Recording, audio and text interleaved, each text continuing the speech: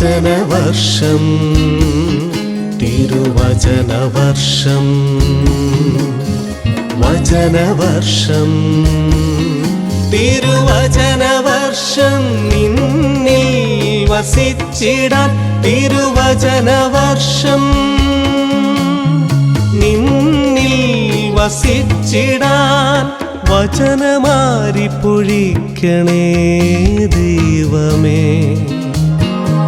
തിരുവചനമാക്കി തീർക്കണേ എന്നെയും. ഈശോ മിശിഹായ്ക്ക് സ്തുതിയായിരിക്കട്ടെ. ഇന്ന് നമ്മൾ കാണുന്നത് പുതിയ നിയമത്തിലെ ആദ്യത്തെ 4 ഗ്രന്ഥങ്ങളായ സുവിശേഷങ്ങളെ കുറിച്ചാണ്. നമ്മൾ കഴിഞ്ഞ ദിവസം പറയുകയുണ്ടായി, വിശുദ്ധ ഗ്രന്ഥം മുഴുവന്റെയും കേന്ദ്രസ്ഥാനത്ത് നിൽക്കുന്നത് ദൈവപുത്രനായ മിശിഹായായ നസ്രായൻ ഈശോയാണ്. ആ ഈശോയുടെ ജീവചരിത്രമാണ് ഈ 4 ഗ്രന്ഥങ്ങളിലുമുള്ളത്. ഈശോയുടെ ജനനം, ജീവിതം, പ്രവർത്തനങ്ങൾ, പ്രഘോഷണം, അവിടുത്തെ സഹനവും മരണവും കബറടക്കവും ഉത്ഥാനവും സ്വർഗാരോഹണവും. അവിടുത്തെ ജീവചരിത്രത്തിൻ്റെ 4 ഭാഷ്യങ്ങളാണ് 4 സുവിശേഷകന്മാർ നൽകുന്നത്. 4 സുവിശേഷകന്മാർ 2 പേര് മത്തായിയും യോഹന്നാനും 12 സ്ലീഹന്മാരിൽ പെട്ടവരായിരുന്നു. ഈശോയുടെ പരസ്യജീവിതത്തിൻ്റെ ആരംഭം മുതൽ ഉത്ഥാനത്തിന് ശേഷം സ്വർഗാരോഹണം വരെയുള്ള സംഭവങ്ങൾക്കെല്ലാം ദൃക്സാക്ഷികളായിട്ടുള്ളവരായിരുന്നു ഇവർ 2 പേരും. മറ്റു 2 പേര് മർക്കോസ് വിശുദ്ധ പത്രോസിൻ്റെയും പൗലോസിൻ്റെയും കൂടെ അവരുടെ പ്രേക്ഷിത യാത്രകളിൽ അനുഗമിച്ചിരുന്നവനാണ്, കൂടെ ഉണ്ടായിരുന്നവനാണ്. പത്രോസ് സ്ലീഹായുടെ കൂടെ ഉണ്ടായിരുന്നത് കൊണ്ടും പത്രോസ് സ്ലീഹായുമായിട്ട് അദ്ദേഹത്തിനുണ്ടായിരുന്ന ബന്ധത്തെക്കുറിച്ച് അറിയാമായിരുന്നത് കൊണ്ടുമാണ് റോമായിലെ വിശ്വാസികൾ പത്രോസ് സ്ലീഹ കാരാഗ്രഹത്തിലാകുമ്പോൾ, ബന്ധനസ്ഥനായി കഴിയുമ്പോൾ, രക്തസാക്ഷിയാകുമ്പോൾ പത്രോസ് പ്രസംഗിച്ചിരുന്ന ആ കാര്യം ഒന്ന് എഴുതി തരണമെന്ന് മർക്കോസിനോട് ആവശ്യപ്പെടുന്നതും അങ്ങനെ മർക്കോസ് സുവിശേഷം റോമായിലെ സഭയ്ക്ക് വേണ്ടി എഴുതുന്നതും. പത്രോസ് സ്ലീഹയുടെ 1-ാം ലേഖനം 5-ാം അധ്യായം 13-ാം വാക്യത്തിൽ മർക്കോസുമായുള്ള ബന്ധത്തെക്കുറിച്ച് പത്രോസ് സ്ലീഹ തന്നെ സൂചിപ്പിക്കുന്നുണ്ട്. എൻ്റെ പ്രിയപുത്രൻ എന്നാണ് പത്രോസ് സ്ലീഹ മർക്കോസിനെ കുറിച്ച് പറയുന്നത്. അവർ തമ്മിലുള്ള ആ ഒരു ഹൃദയബന്ധം അതിൽ നിന്ന് വ്യക്തമാണല്ലോ. ഇപ്രകാരം അത് മർക്കോസ് പത്രോസ് സ്ലീഹയുടെ പ്രഘോഷണം എഴുതിയെങ്കിൽ ലൂക്ക എഴുതുന്നത് പൗലോസ് സ്ലീഹ പ്രഘോഷിച്ച സുവിശേഷമാണ്. കാരണം പൗലോസിൻ്റെ പ്രേക്ഷിത യാത്രകളിൽ പൗലോസിൻ്റെ കൂടെ ലൂക്ക ഉണ്ടായിരുന്നു. നടപടി പുസ്തകം അപ്പസ്തോല പ്രവർത്തനത്തിൻ്റെ 16-ാം അധ്യായം 10 മുതലുള്ള വാക്യങ്ങളിൽ പൗലോസിൻ്റെ 2ാമത്തെ പ്രേക്ഷിത യാത്രയാണ് അവിടെ വിവരിക്കുന്നത്. ആ സമയം മുതൽ തുടർന്നുള്ള വിവരണങ്ങളിൽ അവസാന ഭാഗം വരെ ഞങ്ങൾ എന്നുള്ള പ്രയോഗം കാണാം. ഗ്രന്ഥകർത്താവ് ഞങ്ങൾ എന്നുള്ള പ്രയോഗം പറയുന്നുണ്ടെങ്കിൽ പൗലോസിൻ്റെ യാത്ര വിവരിക്കുമ്പോൾ പൗലോസിൻ്റെ കൂടെ ഇത് വിവരിക്കുന്ന ലൂക്കായും ഉണ്ടായിരുന്നു എന്നുള്ളതിന് തെളിവാണല്ലോ അത്. ലൂക്കായ്ക്ക് ഉള്ള ബന്ധത്തെക്കുറിച്ച് പൗലോസ് ലീഹ തന്നെ, പൗലോസും ലൂക്കായും തമ്മിലുള്ള ബന്ധത്തെക്കുറിച്ച് പൗലോസ് ലീഹ തന്നെ പറയുന്നത് കൊളോസായിലെ സഭയ്ക്ക് എഴുതുമ്പോൾ 4-ാം അധ്യായം 14-ാം വാക്യത്തിലും, തിമോത്തിയോസിന് എഴുതുന്ന 2-ാം ലേഖനത്തിൻ്റെ 4-ാം അധ്യായം 11-ാം വാക്യത്തിലും, ഫിലമോന് എഴുതുന്ന ലേഖനം 1 അധ്യായമേ ഉള്ളൂ, അതിൻ്റെ 22-23 വാക്യങ്ങളിലും പൗലോസ് ലീഹായും സൂചിപ്പിക്കുന്നുണ്ട്. അപ്പോൾ ഈ പൗലോസുമായിട്ടുണ്ടായിരുന്ന ബന്ധമാണ് സുവിശേഷം എഴുതുന്നതിന് ലൂക്കായെ പ്രാപ്തനാക്കിയത്. അപ്പോൾ മത്തായി സ്ലീഹായും യോഹന്നാൻ സ്ലീഹായും അവരുടെ ദൃക്സാക്ഷി അനുഭവം എഴുതുന്നു. ഈ സ്ലീഹന്മാരിൽ തന്നെ പ്രമുഖരായിരുന്ന പത്രോസിൻ്റെയും പൗലോസിൻ്റെയും ഏറ്റവും അടുത്ത് സഹപ്രവർത്തകരായിരുന്ന മർക്കോസും ലൂക്കായും യഥാക്രമം പത്രോസിൻ്റെയും പൗലോസിൻ്റെയും പ്രഘോഷണം പകർത്തുകയാണ് ചെയ്യുന്നത്. ഇത് എഴുതേണ്ട സാഹചര്യം ഉണ്ടാകുന്നത് ഈശോ ശിഷ്യന്മാരെ സ്ലീഹന്മാരെ അയക്കുന്നത് സുവിശേഷം പ്രഘോഷിക്കാനായിട്ടാണ്. അപ്പോൾ അവർ പ്രഘോഷണത്തിന് അധിക നാൾ ഒരു സ്ഥലത്ത് നിൽക്കുന്നതിന് സാധ്യമല്ലാതിരുന്നത് കൊണ്ട് അവരുടെ ഒരു തുടർ പരിശീലനത്തിന് വേണ്ടി, അല്ലെങ്കിൽ അവർക്ക് സ്ലീഹന്മാരിൽ നിന്ന് കിട്ടിയ പ്രഘോഷണത്തിൽ ഒന്ന് ആഴപ്പെടുന്നതിന് വേണ്ടി, അല്ലെങ്കിൽ വിശദമായിട്ട് കാര്യങ്ങൾ വർണ്ണിച്ചു കൊടുക്കുന്നതിന് വേണ്ടി സുവിശേഷകന്മാർ ഈ വിവരണങ്ങൾ എഴുതുകയായിരുന്നു. അത് നമ്മൾ പിന്നീട് ലൂക്കായുടെ ആമുഖത്തിലും നമ്മളത് കാണുകയും ചെയ്യും. അപ്പോൾ സുവിശേഷം അങ്ങനെയാണ് സുവിശേഷങ്ങൾ 4 എഴുതപ്പെടുന്നത്.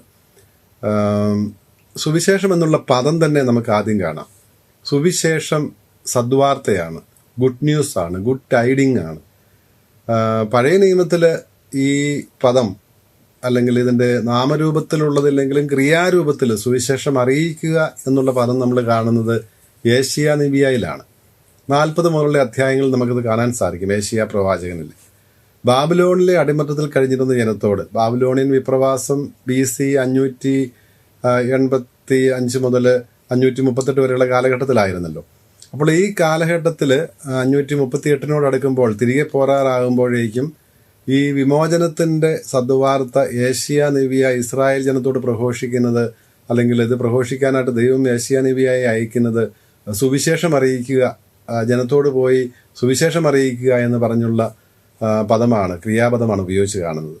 അപ്പോൾ അത് വിമോചനത്തിൻ്റെ ഒരു സൂചനയായിട്ട്, അടിമത്തത്തിൽ നിന്നുള്ള വിമോചനത്തിൻ്റെ, സ്വാതന്ത്ര്യത്തിൻ്റെ സൂചനയായിട്ട് ആ പദം, ക്രിയാപദം ഉപയോഗിക്കുന്നത് കാണാം. യഥാർത്ഥത്തിൽ യഥാർത്ഥ വിമോചകനായ ഈശോ മിശിഹായിലൂടെ സാധ്യമാകാനിരുന്ന ആ രക്ഷയുടെ, വിമോചനത്തിൻ്റെ, പാപത്തിൻ്റെ ബന്ധനത്തിൽ നിന്നുള്ള വിമോചനത്തിൻ്റെ ഒരു മുന്നോടിയായിരുന്നു ബാബിലോണിലെ വിപ്രവാസത്തിൽ നിന്നുള്ള ഇസ്രായേലിൻ്റെ വിമോചനം എന്നുള്ളത് നമുക്കറിയാം. അപ്പോൾ ആ അർത്ഥത്തിൽ സുവിശേഷം എന്നുള്ള പദം അവിടെ ഉപയോഗിച്ചിരിക്കുന്നത് പുതിയ നിയമത്തിലേക്ക് വരുമ്പോൾ ഈശോയെക്കുറിച്ചും ഈശോയിൽ സാധ്യമായ രക്ഷയെക്കുറിച്ചും ഈ പദം ഉപയോഗിക്കുന്നതിനുള്ള ഒരുക്കമായിരുന്നു എന്ന് കാണാൻ സാധിക്കും. സാമൂഹിക പശ്ചാത്തലത്തിൽ അല്ലെങ്കിൽ രാഷ്ട്രീയ പശ്ചാത്തലത്തിലൊക്കെ പുറത്ത് വിശുദ്ധഗ്രന്ഥത്തിന് വെളിയിൽ ഈ പദം ഉപയോഗിച്ചിരുന്നത് രാജാക്കന്മാരുമായി ബന്ധപ്പെട്ടാണ്. ഒരു രാജാവിനൊരു അനന്തരാവകാശി ജനിച്ചു കഴിയുമ്പോൾ, ഒരു രാജപുത്രൻ ജനിച്ചു കഴിയുമ്പോൾ ആ വാർത്തയെക്കുറിച്ച് പറഞ്ഞിരുന്നത് ഗുഡ് ന്യൂസ് എന്നാണ്. ഈ പദം എവങ്കേലിയോൺ എന്നുള്ള പദം ഉപയോഗിച്ചിരുന്നത്. ഒരു രാജാവ് ശത്രുപക്ഷവുമായിട്ട് യുദ്ധം ചെയ്ത് യുദ്ധത്തിൽ വിജയമുണ്ടായാൽ അതിനെക്കുറിച്ച് പറഞ്ഞിരുന്നത് ഗുഡ് ന്യൂസ്, എവങ്കേലിയോൺ എന്നാണ്. ഇതും ഈ ബൈബിൾ വിശുദ്ധഗ്രന്ഥത്തിൻ്റെ വെളിയിൽ ഈ പദം ഉപയോഗിച്ചിരുന്നതും ഈശോയിലേക്ക് വിരൽ ചൂണ്ടെന്ന് നമുക്ക് കാണാൻ സാധിക്കും. ഈശോയുടെ ജനനവേളയിലാണ് മാലാഖമാർ ഇടയന്മാരോട് ഈ പദം ഉപയോഗിച്ചാണ് ഈശോയുടെ ജനനത്തെക്കുറിച്ച് പറയുന്നത്. ലൂക്കായുടെ സുവിശേഷം 2-ാം അധ്യായം 10-11 വാക്യങ്ങളിൽ നമ്മൾ ഇപ്രകാരം വായിക്കുന്നുണ്ടല്ലോ: സകല ജനത്തിനു വേണ്ടിയുള്ള മഹാസന്തോഷത്തിൻ്റെ സദ്വാർത്ത ഞാൻ നിങ്ങളെ അറിയിക്കുന്നു എന്നാണ് ദൂതൻ ഇടയന്മാരോട് പറയുന്നത്. സകല ജനത്തിനു വേണ്ടിയുള്ള മഹാസന്തോഷത്തിൻ്റെ, ലോകം മുഴുവനും വേണ്ടിയുള്ള, എല്ലാവർക്കും വേണ്ടിയുള്ള വലിയ സന്തോഷത്തിൻ്റെ സദ്വാർത്ത അറിയിക്കുന്നു. 11-ാം വാക്യത്തിൽ പറയുകയാണ് എന്താണെന്ന്: നമുക്കായി ദാവീദിന്റെ പട്ടണത്തിൽ ഇന്ന് ഒരു രക്ഷകൻ ജനിച്ചിരിക്കുന്നു, കർത്താവായ മിശിഹ. അപ്പോൾ ദൈവമായ അവിടുന്ന്, വാഗ്ദാനം ചെയ്യപ്പെട്ടിരുന്ന മിശിഹായ അവിടുന്ന് രക്ഷകനായി ഇന്ന് ദാവീദിന്റെ പട്ടണത്തിൽ ജനിച്ചിരിക്കുന്നു, ബെത്ലഹേമിൽ ജനിച്ചിരിക്കുന്നു എന്നാണ് ദൂതൻ ഇടയന്മാരെ അറിയിച്ചത്. ആ വാർത്തയെയാണ് എവങ്കേലിയോൺ, സുവിശേഷം എന്ന് പുതിയ നിയമത്തിൽ ആദ്യം ഉപയോഗിച്ച് കാണുന്നത്. അപ്പോൾ ഈശോയുടെ ജനനം, അത് രാജാക്കന്മാരുടെ ജനനത്തെക്കുറിച്ച് പറയുന്നത് ഇവിടെ ഇതാ രാജാക്കന്മാരുടെ രാജാവായ, അല്ലെങ്കിൽ വാഗ്ദാനം ചെയ്യപ്പെട്ടിരുന്ന രാജാവായിരുന്ന ദാവീദിന് നൽകിയിരുന്ന വാഗ്ദാനത്തെക്കുറിച്ച് നമ്മൾ കഴിഞ്ഞ ദിവസം കണ്ടല്ലോ. സാമുവേൽ 2-ാം പുസ്തകം 7-ാം അധ്യായം 12 മുതൽ 14 വരെ വാക്യങ്ങൾ. അങ്ങനെ ദാവീദിന് വാഗ്ദാനം ചെയ്യപ്പെട്ടിരുന്ന നിത്യരാജാവായ ആ അഭിഷിക്തൻ്റെ മിശിഹായുടെ ജനനത്തെക്കുറിച്ച് പറയുവാൻ വേണ്ടി ഈ പദം ഉപയോഗിക്കുന്നത്, അത് വിസ്തരണത്തിൻ്റെ വെളിയിൽ ഉപയോഗിച്ചിരുന്നതിൻ്റെ ഒരു പൂർത്തീകരണമായിട്ട് നമുക്ക്, അല്ലെങ്കിൽ ആ വിസ്തരണത്തിൻ്റെ വെളിയിൽ ഉപയോഗിച്ചിരുന്നത് ഇതിനുള്ള ഒരു ഒരുക്കമായിട്ട് കാണാൻ സാധിക്കും. രാജാക്കന്മാരുടെ യുദ്ധത്തിലുള്ള വിജയത്തെ സൂചിപ്പിക്കുവാനും ഈ പദം ഉപയോഗിച്ചിരുന്നു നമ്മൾ പറഞ്ഞു. യഥാർത്ഥ യുദ്ധം നടന്നത് തിന്മയുടെ ശക്തിയെ, പിശാചിനെ ഈശോ കീഴ്പ്പെടുത്തതിലൂടെയാണ്. അത് സാധിച്ചത് ഈശോയുടെ കുരിശുമരണത്തിലൂടെയാണ്. ആത്യന്തികമായ മനുഷ്യവർഗത്തിന് മിശിഹ നൽകിയ വിമോചനം പാപത്തിൽ നിന്നുള്ള വിമോചനമാണ്. അത് അവിടുന്ന് കുരിശിൽ സാധിച്ച, അവിടുത്തെ മരണത്തിലൂടെ ഏകവും നിത്യവുമായ ബലിയിലൂടെ സാധിച്ച ആ രക്ഷയാണ്. അപ്പോൾ അതിനെ സൂചിപ്പിക്കുവാനും സുവിശേഷം എന്നുള്ളത് ഉപയോഗിക്കുന്നത് തികച്ചും അർത്ഥപൂർണമാണ് എന്ന് നമുക്ക് മനസ്സിലാക്കുവാൻ സാധിക്കും. ഈശോയുടെ ജനനത്തെ സൂചിപ്പിക്കുവാനായിട്ട് ഈ പദം ഉപയോഗിച്ചിരുന്നത് പോലെ തന്നെ ഈശോയുടെ പ്രഘോഷണ വിഷയം, അല്ലെങ്കിൽ ഈശോ പ്രസംഗിച്ചിരുന്നതും സുവിശേഷമായിരുന്നുവെന്ന് സുവിശേഷകന്മാർ പറയുന്നുണ്ട്. മർക്കോസ് തൻ്റെ സുവിശേഷത്തിൻ്റെ ആദ്യ അധ്യായത്തിൽ 14-ാം വാക്യത്തിൽ ഇപ്രകാരമാണ് പറയുന്നത്: യോഹന്നാൻ ബന്ധനസ്ഥനായപ്പോൾ ഈശോ ഗലീലയിലെ നസറത്തിൽ നിന്ന് ഗലീലയിലേക്ക് വരികയാണ്. ഗലീലിലെ മറ്റ് ഗ്രാമങ്ങളിലേക്ക്, ഗനേസറത്ത് തടാകത്തിലേക്ക് വരികയാണ്. അപ്പോൾ അവിടെ വന്ന് സുവിശേഷം പ്രസംഗിച്ചുകൊണ്ട് വന്നു എന്നാണ് മർക്കോസിൻ്റെ സുവിശേഷം 1-ാം അധ്യായം 14-ാം വാക്യത്തിൽ പറയുന്നത്. 15-ാം വാക്യത്തിൽ ഈശോ പ്രസംഗിച്ച സുവിശേഷം എന്താണെന്നും പറയുന്നുണ്ട്. സമയം പൂർത്തിയായി എന്ന് പറഞ്ഞാൽ ദൈവം നൽകിയിരുന്ന വാഗ്ദാനങ്ങൾ പൂർത്തിയാകുവാനുള്ള സമയമായി, ദൈവരാജ്യം സമീപിച്ചിരിക്കുന്നു. രാജാവിനെക്കുറിച്ചും ഒരു രാജ്യത്തെക്കുറിച്ചും ദാവീദിനോട് വാഗ്ദാനം ചെയ്തിരുന്നല്ലോ. ആ വാഗ്ദാനം ഇതാ പൂർത്തിയാകാൻ പോകുന്ന ദൈവത്തിൻ്റെ രാജ്യം, നിത്യം നിലനിൽക്കുന്ന രാജ്യം. നിത്യരാജാവായിരിക്കും ദാവീദിന്റെ പുത്രൻ എന്ന് പറഞ്ഞല്ലോ. നിത്യമായിട്ടുള്ളവൻ ദൈവം മാത്രമാണ്. നിത്യം ജീവിക്കുന്നവൻ ദൈവം മാത്രമാണ്. അവിടുന്ന് ദൈവത്തിൻ്റെ രാജ്യമാണ് നിത്യരാജ്യം. അതുകൊണ്ട് ദൈവരാജ്യം സമാഗതമായിരിക്കുന്നു. എന്താണ് മനുഷ്യൻ ചെയ്യേണ്ട പ്രതികരണം എന്താണെന്നും അവിടെ സൂചിപ്പിക്കുന്നുണ്ട്. തിരിയുക, മാനസാന്തരപ്പെടുക, സുവിശേഷത്തിൽ വിശ്വസിക്കുക. സുവിശേഷത്തിൽ വിശ്വസിക്കുക എന്ന് പറയുമ്പോൾ ഈശോ പ്രസംഗിച്ച ഈ സുവിശേഷത്തിൽ വിശ്വസിക്കുക, അല്ലെങ്കിൽ മാലാഖമാർ അറിയിച്ച ആ സുവിശേഷം. അത് രണ്ടും ഒന്നാണെന്ന് നമുക്കറിയാം. ഈശോയുടെ ജനനം, ഈശോ എന്ന വ്യക്തിയും ഈശോയുടെ പ്രഘോഷണ വിഷയവും രണ്ടല്ലായിരുന്നു, ഒന്ന് തന്നെയായിരുന്നു. ഈശോ തന്നെയായിരുന്നു പ്രഘോഷിച്ചതെന്ന് പറയാൻ സാധിക്കും. കാരണം അവിടുത്തെ വ്യക്തിയും സന്ദേശവും തമ്മിൽ ഈശോയിൽ വ്യത്യാസമില്ലാതെയാണ് നിൽക്കുന്നത്. അപ്പോൾ സുവിശേഷത്തിൽ വിശ്വസിക്കുക എന്ന് പറയുമ്പോൾ ഈശോയിൽ വിശ്വസിക്കുക എന്നും അവിടുന്ന് പ്രഘോഷിച്ച ദൈവരാജ്യ സുവിശേഷത്തിൽ, ആ സന്ദേശത്തിൽ വിശ്വസിക്കുക എന്നും അർത്ഥമുണ്ട്. പൗലോസ്ലീഹ സുവിശേഷം എന്നുള്ള പദം ഉപയോഗിക്കുന്നത് വളരെ ചുരുങ്ങിയ ഒരു അർത്ഥത്തിൽ ഈശോയുടെ സഹനമരണോത്ഥാനങ്ങളെ ഉദ്ദേശിച്ചാണ്. കൊരിന്തോസുകാർക്ക് എഴുതുന്ന 1-ാം ലേഖനം 15-ാം അധ്യായത്തിൻ്റെ ആദ്യ വാക്യങ്ങളിൽ താൻ സ്ലീഹന്മാരിൽ നിന്ന് സ്വീകരിച്ചതും കൊരിന്തോസിലെ സഭയ്ക്ക് കൈമാറിയതും അവർ സ്വീകരിച്ചതും അവർ ഉറച്ചു നിൽക്കുന്നതുമായ ആ സുവിശേഷത്തെക്കുറിച്ച് വീണ്ടും നിങ്ങളെ ഓർമ്മിപ്പിക്കാമെന്നാണ് പറയുന്നത്.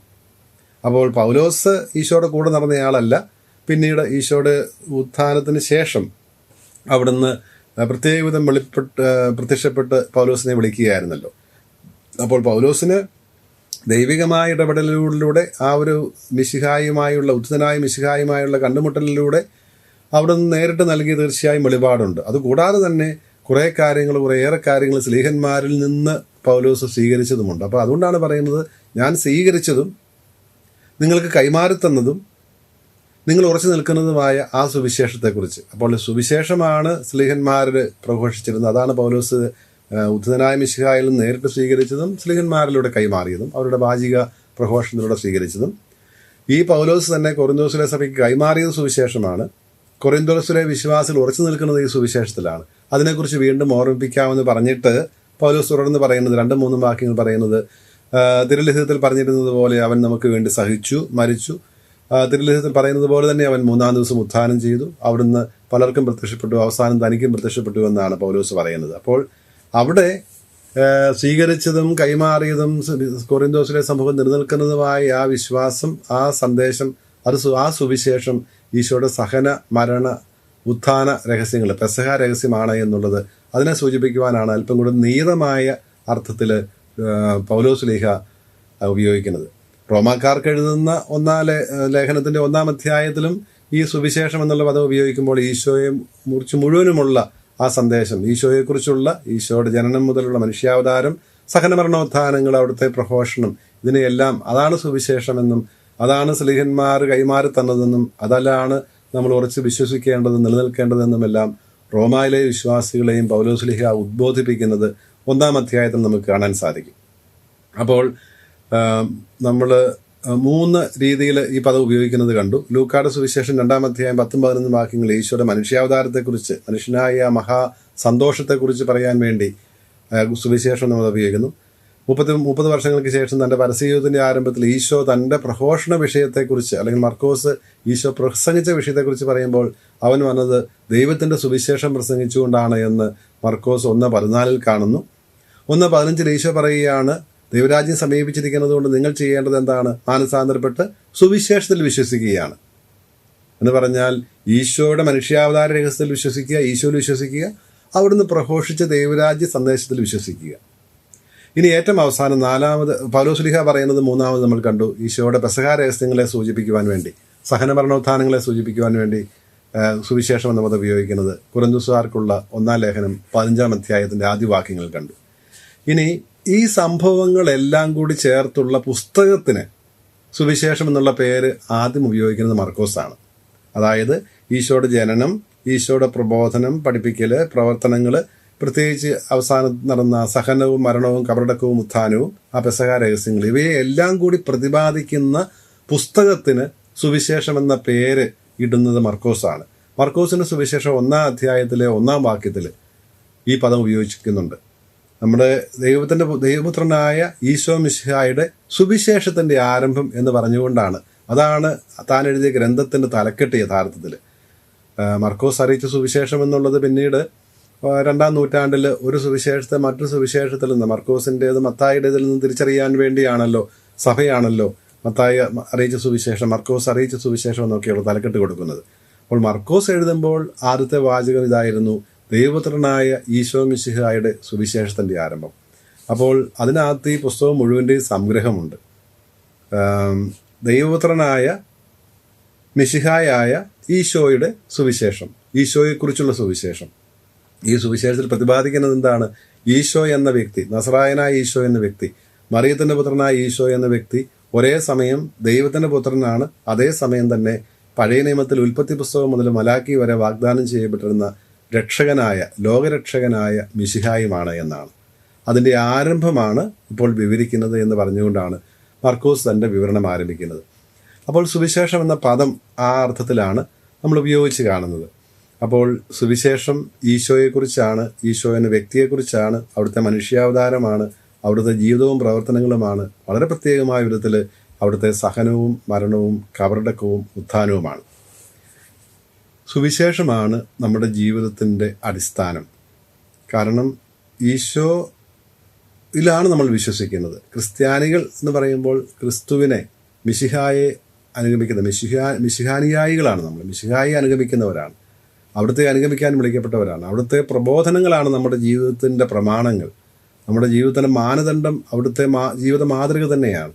അവിടുന്ന് ജീവിച്ചതുപോലെ, അവിടുന്ന് ഞാൻ നിങ്ങളെ സ്നേഹിച്ചതുപോലെ നിങ്ങളും പരസ്പരം സ്നേഹിക്കുവിൻ, അങ്ങനെ നിങ്ങൾക്ക് പരസ്പര സ്നേഹമുണ്ട് എങ്കിൽ അതുവഴി നിങ്ങളെൻ്റെ ശിഷ്യന്മാരാണെന്ന് ലോകം അറിയുമെന്ന് യോഹന്നാന സുവിശേഷം 13-ാം അധ്യായം 35-ാം വാക്യത്തിൽ ഈശോ പറയുന്നത് നമ്മൾ വായിക്കുന്നുണ്ട്. അപ്പോൾ ഈശോയുടെ ജീവിതം തന്നെയാണ്, ജീവിത മാതൃകയാണ് നമ്മുടെ ജീവിതത്തിന് മാർഗദർശി, നമ്മുടെ മാതൃക അതാണ്. അപ്പോൾ ഈശോയാണ് നമ്മുടെ കേന്ദ്രം, ഈ സുവിശേഷമാണ് നമ്മുടെ ജീവിതത്തിൻ്റെ അടിസ്ഥാനം, കേന്ദ്രം അതാണ്. ഇനി ഈ സുവിശേഷങ്ങൾ എഴുതുന്നതിനുണ്ടായ സാഹചര്യം എന്താണ്?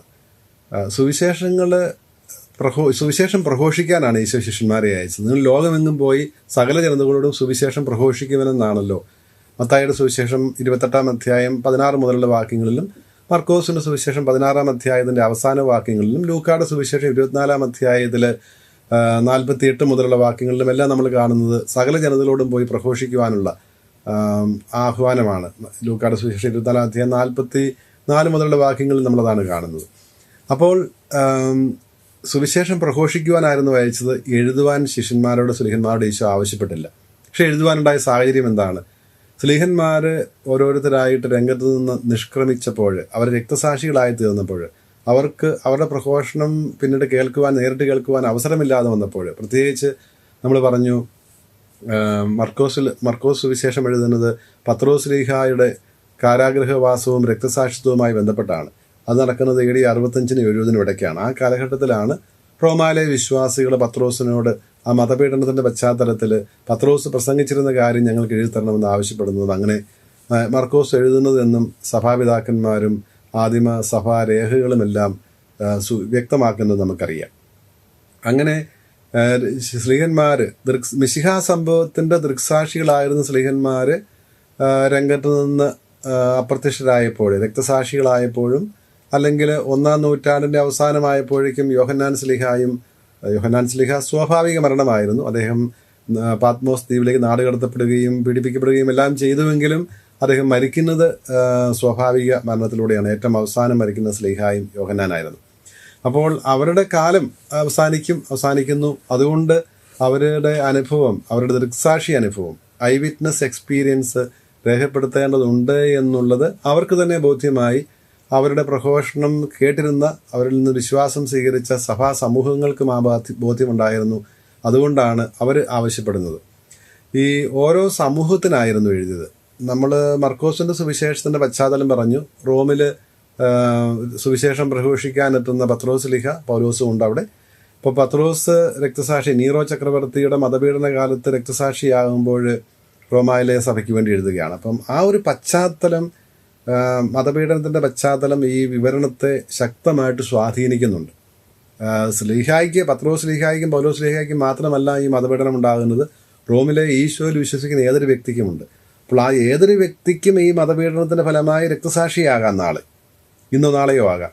അപ്പോൾ ഈ രക്തസാക്ഷിത്വത്തിന്, ഈശോയിലുള്ള വിശ്വാസത്തെ പ്രതിയുടെ രക്തസാക്ഷിത്വത്തിന് ഓരോ വിശ്വാസിയെയും ശക്തരാക്കുക, പ്രാപ്തരാക്കുക എന്നുള്ളതായിരുന്നു മർക്കോസിൻ്റെ ലക്ഷ്യം. അപ്പോൾ ആ ഒരു ഊന്നലോടുകൂടിയാണ് സുവിശേഷത്തിൻ്റെ ആദ്യം മുതൽ മർക്കോസ് ശ്രമിക്കുന്നത്. അപ്പോൾ ഈശോയിലുള്ള വിശ്വാസം അത് വ്യർത്ഥമല്ല. ഈശോയെ അനുഗമിക്കുന്നവർ ഈശോയുടെ വഴി തന്നെയാണ് പോകേണ്ടത്. ഈശോയുടെ വഴി സഹനത്തിൻ്റെയും മരണത്തിൻ്റെയും ഉത്ഥാനത്തിൻ്റെതുമാണ്. ഈശോയുടെ പിന്നാലെ പോകുന്നവർ, അനുഗമിക്കുന്നവർക്കും ഇതേ വഴി തന്നെയാണ്. കുരിശെടുക്കണം, സ്വയം നിഗ്രഹിക്കണം, മരിക്കേണ്ടി വരും ചിലപ്പോൾ. പക്ഷേ അത് നഷ്ടമല്ല.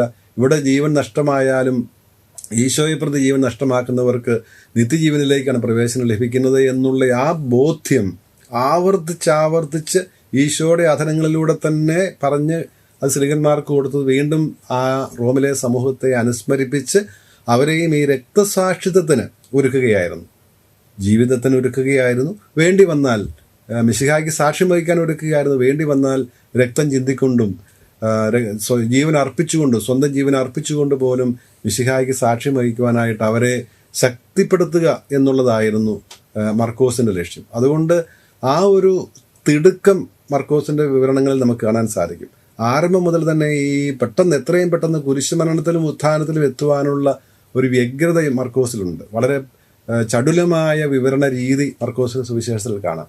അതുപോലെ തന്നെ ആരംഭം മുതൽ തന്നെ ഈ കുരിശിൻ്റെ നിഴല് നമുക്ക് മർക്കോസിൻ്റെ വിവരണത്തിൽ വളരെ പ്രകടമാണ്. ഈശോയുടെ പരസ്യജീവിതത്തിൻ്റെ ആദ്യഘട്ടത്തിൽ തന്നെ, ഉദാഹരണത്തിന് 3-ാം അധ്യായം 6-ാം വാക്യത്തിൽ തന്നെ എങ്ങനെയാണ് യഹൂദ നേതൃത്വം ഹെരോദോസ് പക്ഷക്കാരുമായിട്ട്, രാഷ്ട്രീയ കക്ഷികളുമായിട്ട് ആലോചിച്ച് ഈശോയെ നശിപ്പിക്കേണ്ടത് എങ്ങനെയെന്ന് ആലോചിക്കുന്നത് പരസ്യജീവിതത്തിൻ്റെ ആദ്യഘട്ടത്തിൽ തന്നെ കാണാം. 3-ാം അധ്യായം 6-ാം വാക്യത്തിൽ നമ്മൾ കാണുന്നുണ്ട്. മതനേതൃത്വം എങ്ങനെയാണ് രാഷ്ട്രീയ നേതൃത്വവുമായിട്ട് ഗൂഢാലോചന നടത്തി ഈശോയെ നശിപ്പിക്കേണ്ടതെന്ന് ആലോചിക്കുന്നത്. ആ ശത്രുത വളർന്നാണ് യഥാർത്ഥത്തിൽ സുവിശേഷത്തിൻ്റെ 14-15 അധ്യായങ്ങളിലേക്ക് വരുമ്പോൾ സാൻഹെദ്രിൻ സംഘം മിശിഹായെ മരണത്തിന് വിധിക്കുന്നതും രാഷ്ട്രീയ നേതാവായിരുന്ന പീലാത്തോസ്, പ്രൊക്രേറ്ററായിരുന്ന, ഗവർണറായിരുന്ന പീലാത്തോസ് ഈശോയെ മരണത്തിന് വിധിക്കുന്നതുമല്ല, അല്ലെങ്കിൽ മരണത്തിന് ഏൽപ്പിച്ചു കൊടുക്കുന്നതുമല്ല. അപ്പോൾ അത് ആദ്യം മുതൽ തന്നെ ഈ കുരിശിൻ്റെ സഹനത്തിൻ്റെ നിഴൽ നമുക്ക് കാണാൻ സാധിക്കും. അതായിരുന്നു മർക്കോസിൻ്റെ സുവിശേഷ പശ്ചാത്തലം. മത്തായിയുടെ സുവിശേഷത്തിൻ്റെ പശ്ചാത്തലം വേറൊന്നായിരുന്നു. മത്തായി എഴുതുന്നത് ആദ്യം നമ്മൾ പറഞ്ഞു അറമായ ഭാഷയിൽ യഹൂദ ക്രൈസ്തവർക്ക് വേണ്ടി തന്നെ മത്തായി ശ്ലീഹ എഴുതിയിരുന്നത്. യഹൂദ ക്രൈസ്തവർക്ക് വേണ്ടിയാണ് എഴുതിയത് എന്നുള്ളത് അത് ആദ്യത്തെ അറമായ സുവിശേഷമാണെങ്കിലും പിന്നീട് 28 അധ്യായങ്ങളുള്ള ഗ്രീക്കിലെ സുവിശേഷമാണെങ്കിലും അത് യഹൂദ ക്രൈസ്തവരെ ഉദ്ദേശിച്ചാണ് എഴുതുന്നത്. അതുകൊണ്ട് തന്നെയാണ് മറ്റൊരു സുവിശേഷത്തിനും ഇല്ലാത്തതുപോലെയുള്ള പഴയ നിയമ ഉദ്ധരണികൾ യഹൂദര് എല്ലാ സാബത്തിലും സിനഗോഗിൽ വായിക്കുകയും കേൾക്കുകയും ചെയ്തിരുന്ന ആ പഴയ നിയമത്തിൻ്റെ, അവരുടെ വിശുദ്ധ ഗ്രന്ഥത്തിൻ്റെ പൂർത്തീകരണമാണ് ഈശോയുടെ ജനനം മുതലുള്ള സംഭവങ്ങൾ നടക്കുന്നത് എന്ന് കാണിക്കുവാൻ വേണ്ടി പ്രത്യേകിച്ച് ആദ്യത്തെ 2 അധ്യായങ്ങളിൽ ആവർത്തിച്ച് ഇത് പ്രവാചകൻ പറഞ്ഞ് നിറവേറാൻ വേണ്ടിയിട്ടാണ്, അങ്ങനെ യെശയ്യാ പറഞ്ഞ് നിറവേറി, അങ്ങനെ ജെറമിയ പറഞ്ഞ് നിറവേറി എന്നെല്ലാം ആവർത്തിച്ച് പറയുന്നത് നമുക്ക് ആദ്യത്തെ അധ്യായങ്ങളിൽ, തുടർന്നുള്ള അധ്യായങ്ങളിലുമുണ്ട്. അത് മത്തായി ശ്ലീഹയുടെ പ്രത്യേകതയാണ്. അതുപോലെ തന്നെ ദൈവരാജ്യം എന്ന് ഉപയോഗിക്കാറ് സ്വർഗരാജ്യം എന്ന് ഉപയോഗിക്കുന്നതും യഹൂദ ക്രൈസ്തവർക്ക് എഴുതുന്നത് കൊണ്ടാണ് എന്ന് നമ്മൾ കാണുന്നുണ്ട്. യഹൂദർക്കുള്ള പ്രത്യേക പരിഗണന, ദൈവത്തിൻ്റെ പദ്ധതിയിൽ ദൈവം തിരഞ്ഞെടുത്തത് അബ്രാഹത്തെയും അബ്രാഹത്തിൻ്റെ സന്തതി പരമ്പരയുമായിരുന്നല്ലോ. അവരിലൂടെ രക്ഷ ലോകത്തിലെ എല്ലാ ജനതകളിലേക്കും എത്തിക്കുക എന്നുള്ളതായിരുന്നു ദൈവത്തിൻ്റെ പദ്ധതി. ദൈവം എപ്പോഴും അങ്ങനെയാണ്. ഒരു ചെറിയ ഗ്രൂപ്പിനെ തിരഞ്ഞെടുക്കുന്നു, ഒരു വ്യക്തിയെ അല്ലെങ്കിൽ ഒരു ചെറിയ സമൂഹത്തെ തിരഞ്ഞെടുക്കുന്നു. ആ സമൂഹത്തിലൂടെ ആ സമൂഹം പുളിമയമായിട്ട് വർത്തിക്കണം, അവരിലൂടെ ലോകം മുഴുവനും സുവിശേഷ സന്ദേശം എത്തിക്കണം എന്നുള്ളതാണ് ദൈവത്തിൻ്റെ പദ്ധതി. അബ്രാഹത്തെ വിളിക്കുമ്പോൾ തന്നെ ദൈവം പറയുന്നുണ്ടല്ലോ, ഉൽപ്പത്തി പുസ്തകം 12:3 പറയുന്നുണ്ട്, നിന്നെ ഞാൻ അനുഗ്രഹിക്കും, നീ ഒരു അനുഗ്രഹമായി തീരും, നിന്നിലൂടെ ഭൂമുഖത്തെ ജനതകളെല്ലാം അനുഗ്രഹിക്കപ്പെടും. ഇന്ന് കർത്താവ് നമ്മെ വിളിച്ചിരിക്കുന്നെങ്കിൽ, നമ്മൾ ഈ ഭാരതത്തിലൊരു ചെറിയ ശതമാനം മാത്രമാണ് എങ്കിൽ, നമ്മിലൂടെ നമ്മെ വിളിച്ചിരിക്കുന്നത്, നമുക്ക് ഈ സുവിശേഷം നൽകിയിരിക്കുന്നത്, ഈ ഭാഗ്യം, സുവിശേഷത്തിൽ വിശ്വസിക്കാനുള്ള ഭാഗ്യം നൽകിയിരിക്കുന്നത് നമ്മിലൂടെ ഭാരതം സുവിശേഷവൽക്കരിക്കപ്പെടുവാൻ വേണ്ടിയിട്ടാണ്. ഇവിടെ നമ്മൾ പുളിമാവായി വർത്തിക്കുമ്പോൾ ദൈവത്തിൻ്റെ പദ്ധതി പൂർത്തിയാവുകയാണ്. നമ്മുടെ ജീവിത സാക്ഷ്യം കൊണ്ട്, നമ്മുടെ മലമുകളിൽ ഉയർത്തപ്പെട്ട ദൈവം പോലെ നമ്മൾ നിൽക്കുമ്പോൾ, ഈ മലമുകളിൽ പണിയപ്പെട്ട ഭവനം പോലെ നമ്മൾ നിൽക്കുമ്പോൾ വലിയ സാക്ഷി കൂടാരമായിട്ട് നമ്മൾ നിൽക്കുകയാകും. അതായിരിക്കും ലോകത്തിന് മുൻപിലുള്ള വലിയ സാക്ഷ്യം. അപ്പോൾ യഹൂദ ക്രൈസ്തവർക്ക് വേണ്ടിയാണ്, ജൂയിഷ് ക്രിസ്ത്യൻസിന് വേണ്ടിയാണ് മത്തായി ശ്ലീഹ സുവിശേഷം എഴുതുന്നത്. അതാദ്യം അറമായ ഭാഷയിൽ എഴുതുന്നത് വളരെ പ്രകടമാണ്. യഹൂദരുടെ ഭാഷയായിരുന്നല്ലോ അറമായ. ഹെബ്രായ ഭാഷയുടെ വേറൊരു ഡയലക്റ്റ് ആയിരുന്നു അറമായ സുറിയാനി ഭാഷ. അതിന് ശേഷം എഴുതുന്ന ലൂക്കാ സുവിശേഷകനാണ് ഒരു സുവിശേഷത്തിനൊരു ആമുഖം പറയുന്നത്. ആദ്യത്തെ 4 വാക്യങ്ങൾ, 1-ാം അധ്യായത്തിലെ 4 വാക്യങ്ങൾ സുവിശേഷത്തിൻ്റെ ആമുഖമാണ്. ഇതുപോലെ മനോഹരമായ ഒരാമുഖത്തിലുണ്ടാകേണ്ട സകല കാര്യങ്ങളും ലൂക്ക അവിടെ സൂചിപ്പിക്കുന്നുണ്ട്. എന്തിനെക്കുറിച്ചാണ് പറയുന്നതെന്ന് പറയുന്നത് നമ്മുടെ ഇടയിൽ നിറവേറിയ കാര്യങ്ങളെക്കുറിച്ചാണ്. അതെങ്ങനെയാണ് എഴുതാനുണ്ടായ കാരണം? ഈ നിറവേറിയ കാര്യങ്ങളുടെ ദൃക്സാക്ഷികളായിരുന്ന 3 വർഷക്കാലമെങ്കിലും പരസ്യജീവിതകാലത്ത് ദൃക്സാക്ഷികളായിരുന്ന 12 പേര്, അവരെയാണ് ഈശോ തൻ്റെ സാക്ഷികളായിട്ട് നിയമിച്ചത്. അല്ലെങ്കിൽ വചനമായി ഈശോയുടെ ദൃക്സാക്ഷികളായിരുന്നവരെ ഈശോ തൻ്റെ ഉത്ഥാനത്തിന് ശേഷം സാക്ഷികളായിട്ട് ശുശ്രൂഷകരായി നിയമിച്ചു. നിങ്ങൾ എനിക്ക് സാക്ഷ്യം വഹിക്കുവിൻ, ലോകത്തിൻ്റെ അതിർത്തികൾ വരെ സാക്ഷികളാകുവിൻ എന്നുള്ള ഈശോയുടെ ആ കൽപ്പന. അപ്പോൾ ദൃക്സാക്ഷികളെ സാക്ഷികളായിട്ട് നിയമിച്ചു. ഈ സാക്ഷികൾ എന്ത് ചെയ്തു? പന്തക്കസ്താ ദിവസം മുതൽ അവരുടെ മിശിഹ അനുഭവം, 3 വർഷക്കാലം കൂടെ നടന്ന് കണ്ടതും കേട്ടതും സ്പർശിച്ച് അനുഭവിച്ചറിഞ്ഞതുമായ ജീവന്റെ വചനത്തെക്കുറിച്ച് യോഹന്നാന്റെ 1-ാം ലേഖനം 1-ാം അധ്യായം 6-ത്തെ വാക്യങ്ങൾ പറയുന്നത് പോലെ ജീവൻ പ്രത്യക്ഷപ്പെട്ടു, ഞങ്ങളത് കണ്ടു. ഞങ്ങൾ കണ്ടതും കൈകൾ കൊണ്ട് സ്പർശിച്ചതും, സ്വന്തം കണ്ടുകൊണ്ട് കണ്ടതും കൈകൾ കൊണ്ട് സ്പർശിച്ചതും സൂക്ഷിച്ച് വീക്ഷിച്ചതുമായ, ഞങ്ങൾ കേട്ടതും സ്വന്തം ചെവി കൊണ്ട് കേട്ടതുമായ ആ സുവിശേഷം ജീവന്റെ വചനം നിങ്ങളോട് പ്രഘോഷിക്കുന്നെന്നാണല്ലോ യോഹന്നാൻ പറയുന്നത്. അതേ കാര്യം തന്നെയാണ് സ്ലീഹന്മാരെല്ലാവരും ചെയ്തത്. അപ്പോൾ അവർ ഈ സുവിശേഷം കൈമാറി നൽകി. ഏത് സ്ഥലങ്ങളിലേക്ക് പോയോ, നമ്മുടെ പിതാവായ മാർത്തോമാ ശ്ലീഹ ഇവിടെ വന്ന് ഭാരതത്തിൽ നമ്മുടെ പൂർവികരോട് 2 മിഷണറി പ്രേക്ഷിത യാത്രകൾ തോമാസ് ശ്ലീഹ നടത്തിയെന്ന് നമുക്കറിയാം. ആദ്യത്തെ യാത്ര ജെറൂസലേം കൗൺസിലിന് മുൻപ്, AD 49 നടക്കുന്ന ജെറൂസലേം കൗൺസിലിന് മുൻപ് വടക്കേ ഇന്ത്യയിലാണ്, ഗുജറാത്ത് പ്രദേശത്തുള്ള ബറൂച്ച് സ്ഥലത്താണ് വന്നിറങ്ങിയത് എന്ന്, അല്ലെങ്കിൽ അത് അന്ന് വന്നത് സിൽക്ക് റൂട്ടിലൂടെയാണ് എന്നുള്ളത് ഇന്ന് തെളിയിക്കപ്പെട്ടിട്ടുള്ള കാര്യമാണ്. പിന്നീട് രണ്ടാമതാണ് 50കളുടെ ആരംഭത്തിൽ ജെറൂസലേം കൗൺസിലിനെല്ലാം ശേഷം പിന്നീട് കൊടുങ്ങല്ലൂർ, മാലിങ്കര കപ്പലിൽ യഹൂദ കച്ചവടക്കാരുടെ കൂടെ, അത് 2 കച്ചവടക്കാരുടെ കൂടെ തന്നെ ആയിരിക്കണം വരുന്നത്, കപ്പലിൽ വന്ന് കൊടുങ്ങല്ലൂർ മാലിങ്കര ഇറങ്ങുന്നതെന്ന് നമുക്കറിയാം. അപ്പോൾ ഇറങ്ങി ഇവിടെ വരുമ്പോഴെല്ലാം ഈ 2 യാത്രകളിലും തോമാസ് ശ്ലീഹ ചെയ്തതും ഈ സുവിശേഷം പ്രഘോഷിക്കുക തന്നെയായിരുന്നു. അപ്പോൾ താൻ അനുഭവിച്ചറിഞ്ഞ, പ്രത്യേകിച്ച് എൻ്റെ കർത്താവേ എൻ്റെ ദൈവമേ എന്നുള്ള ആ മാർവാലാഹ് എന്നുള്ള ആ പ്രയോഗം, ആ അനുഭവം, ഉദ്ധിതനായ മിശിഹായെ കണ്ടതിൻ്റെ ആ സന്തോഷം, ആ തീക്ഷ്ണതയിലാണ് തോമാസ് ശ്ലീഹ ഇങ്ങ് ദൂരെ, ഏറ്റവും ദൂരം യാത്ര ചെയ്തത് യഥാർത്ഥത്തിൽ തോമാസ് ശ്ലീഹ തന്നെയാണ്. പൗലോസ് ശ്ലീഹയുടെ ദീർഘമായ 3 പ്രേക്ഷിത യാത്രകൾ തങ്ങളുടെ പുസ്തകം 13-ാം അധ്യായം മുതൽ വിവരിക്കുന്നുണ്ടെങ്കിലും ഏറ്റവും അകലേക്ക് യാത്ര ചെയ്തത് നോക്കുമ്പോൾ ഭാരതത്തിലേക്ക് എത്തിയ തോമാസ് ശ്ലീഹ തന്നെയാണ്. അപ്പോൾ ഇവിടെ എത്തി തൻ്റെ മിശിഹ അനുഭവം, താൻ എങ്ങനെയാണ് മിശിഹായെ അനുഭവിച്ചത്, ആ ഒരു എൻ്റെ കർത്താവും എൻ്റെ ദൈവവും എന്ന് ഏറ്റു പറഞ്ഞ, നമുക്കും പോകാം അവൻ്റെ കൂടെ ഭരിക്കാനെന്ന് പറഞ്ഞ ആ ഒരു ധൈര്യം കാണിച്ച് ശ്ലീഹ ഇവിടെ ഭാരതത്തിൽ വന്ന് മിശിഹായ്ക്ക് വേണ്ടി സാക്ഷിയാവുകയാണ്. ഇവിടെ വന്ന് അക്ഷരാർത്ഥത്തിൽ മിശിഹായ്ക്ക് വേണ്ടി മരിക്കുക തന്നെ ചെയ്യുകയാണ്, രക്തസാക്ഷിയാവുകയാണ്. അപ്പോൾ ശ്ലീഹന്മാർ ദൃക്സാക്ഷികളായിരുന്നു. ഈ ദൃക്സാക്ഷികളെ ഉത്ഥാനത്തിന് ശേഷം സ്വർഗാരോഹണത്തിന് മുമ്പ് കർത്താവായ ഈശോനെ സാക്ഷികളായി നിയമിച്ചു. പോകുവിൻ പ്രഘോഷിക്കുവിനെന്ന് പറഞ്ഞ് അവർ പോയി പ്രഘോഷിച്ചു, കൈമാറ്റം ചെയ്തു. അവർക്ക് കിട്ടിയ മിശിഹാനുഭവം കൈമാറി തന്നു. ഇങ്ങനെ കൈമാറി തന്ന കാര്യങ്ങളുടെ അടിസ്ഥാനത്തിലാണ് പലരും വിവരണം എഴുതാൻ ശ്രമിച്ചിട്ടുള്ളതെന്നാണ് ലൂക്ക 1-2 വാക്യങ്ങൾ പറയുന്നത്.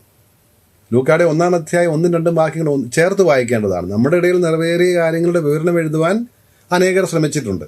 ലൂക്ക അത് പറയുമ്പോൾ നമുക്കറിയാം, നമ്മൾ പറഞ്ഞായിരുന്നു ലൂക്ക എഴുതുന്നത് AD 70 ശേഷമാണ്. ഇതിനു മുൻപ് മത്തായി ശ്ലീഹ AD 50കളുടെ ആരംഭത്തിൽ അർമായ ഭാഷയിൽ ഈശോയുടെ ലോഗിയ, സേയിങ്സ്, പ്രബോധനങ്ങൾ എഴുതിയിട്ടുണ്ട്. ഒരു പ്രബോധന സമാഹാരം മത്തായിയുടേതായിട്ടുണ്ട് അർമായ ഭാഷയിൽ. അതിനുശേഷം 65-നും 70-നും ഇടയ്ക്ക് മർക്കോസ് ഗ്രീക്ക് ഭാഷയിൽ എഴുതിയ റോമായിലെ സഭയ്ക്ക് വേണ്ടി എഴുതിയ സുവിശേഷമുണ്ട്. ഇങ്ങനെയുള്ള മറ്റ് പല വിവരണങ്ങളും, ചിലപ്പോൾ ചെറിയ വിവരണങ്ങളൊക്കെ ഉണ്ടായിരുന്നിരിക്കാം. അപ്പോൾ ഇങ്ങനെ ഇതെല്ലാം എഴുതപ്പെട്ടത്, അത് പത്രോസിൻ്റെ പ്രഘോഷണം മർക്കോസ് എഴുതിയതാകട്ടെ, മത്തായി നേരിട്ട് കണ്ട കാര്യം മത്തായി എഴുതിയതാകട്ടെ, ഇതെല്ലാം എന്തായിരുന്നു, എന്തിൻ്റെ അടിസ്ഥാനത്തിലായിരുന്നു? ശ്ലീഹന്മാർ അവരുടെ മിശിഹാനുഭവം കൈമാറി നൽകിയതിൻ്റെ അനുഭവത്തിലായിരുന്നു. അതിൻ്റെ അടിസ്ഥാനത്തിലാണെന്നാണ് 1-2 വാക്യങ്ങൾ പറയുന്നത്. 3-4 വാക്യങ്ങളിലാണ് 1-ാം അധ്യായത്തിൽ ലൂക്ക ഇതിൻ്റെ കോൺക്രീറ്റ് പശ്ചാത്തലം, ഇത് എഴുതുന്നതിൻ്റെ പശ്ചാത്തലം പറയുന്നത്. അല്ലയോ ശ്രേഷ്ഠനായ തിയോഫിലിസേ, എല്ലാ കാര്യങ്ങളും പ്രാരംഭം മുതൽക്ക് സൂക്ഷ്മമായി പഠിച്ചതിന് ശേഷം എല്ലാം ക്രമമായി നിനക്ക് എഴുതുന്നത് എനിക്ക് ഉചിതമാണെന്ന് എനിക്ക് തോന്നി. അപ്പോൾ ഇതിനു മുൻപുള്ള വിവരണങ്ങൾ, അത് മത്തായിയുടെ സുവിശേഷം ഭാഗികമായിരുന്നു, ഈശോയുടെ പ്രബോധനങ്ങൾ മാത്രമായിരുന്നു നമ്മൾ പറഞ്ഞു. മർക്കോസിൻ്റെ സുവിശേഷമാണെങ്കിൽ ഈശോയുടെ പരസ്യജീവിതം മുതലേ ഉള്ളൂ, അതിനുള്ള ആ 30 വർഷക്കാലത്തെക്കുറിച്ചൊരു സൂചനയുമില്ല. അപ്പോൾ അതുകൊണ്ടാണ് ലൂക്ക പറയുന്നത് എല്ലാം ക്രമമായി നിനക്ക് എഴുതുന്നത് ഉചിതമാണെന്ന് എനിക്ക് തോന്നി. അത്ര ക്രമമില്ലായിരുന്നു എന്നൊരു പരോക്ഷമായ സൂചനയാണ്. അതായത് മുമ്പുണ്ടായിരുന്നത് പൂർണ്ണമല്ലായിരുന്നു എന്നർത്ഥം. അപ്പോൾ എല്ലാം സൂക്ഷ്മമായി അനേക വർഷക്കാലത്തെ ഗവേഷണ പഠനങ്ങൾക്ക് ശേഷം ഇങ്ങനെയുള്ള ഈ ലിഖിത രൂപങ്ങളെ മാത്രമല്ല മറ്റ് സാക്ഷ്യങ്ങളെ എല്ലാം സ്വീകരിച്ചുകൊണ്ട് നിശ്ചയമായും ലൂക്കായുടെ വിവരണത്തിൽ നമുക്ക് മനസ്സിലാകുന്നത് പോലെ അന്ന് പരിശുദ്ധ കന്യാമറിയം ജീവിച്ചിരിപ്പുണ്ട്. പരിശുദ്ധ കന്യാമറിയത്തിൽ നിന്ന് മാത്രം ലഭ്യമായിട്ടുള്ള പല വിവരണങ്ങളും ഇവിടെ നമുക്ക് ലൂക്കായുടെ സുവിശേഷത്തിൽ കാണാൻ സാധിക്കും. കാരണം മംഗളവാർത്ത അറിയിക്കുവാനായി ഗബ്രിയേൽ ദൂതൻ വന്ന കാര്യം വേറെ ആരും കണ്ടില്ല, കേട്ടില്ല. അത് മറിയം മാത്രമേ കേട്ടുള്ളൂ. എലീശുവ പുണ്യവതിയെ സന്ദർശിക്കാൻ പോകുമ്പോൾ എലീശുവ പറഞ്ഞ കാര്യവും മറിയത്തിൻ്റെ ആ മാഗ്നിഫിക്കാത്ത് ഗീതവുമെല്ലാം മറിയത്തിന് മാത്രമേ അറിയാമായിരുന്നുള്ളൂ. യോഹന്നാന്റെ ജനനവേളയിൽ സക്രിയയുടെ ഗീതം ആരാ കേട്ടത്? അത് റിപ്പോർട്ട് ചെയ്യാനുണ്ടായിരുന്നത് മറിയം മാത്രമേ ഉണ്ടായിരുന്നുള്ളൂ.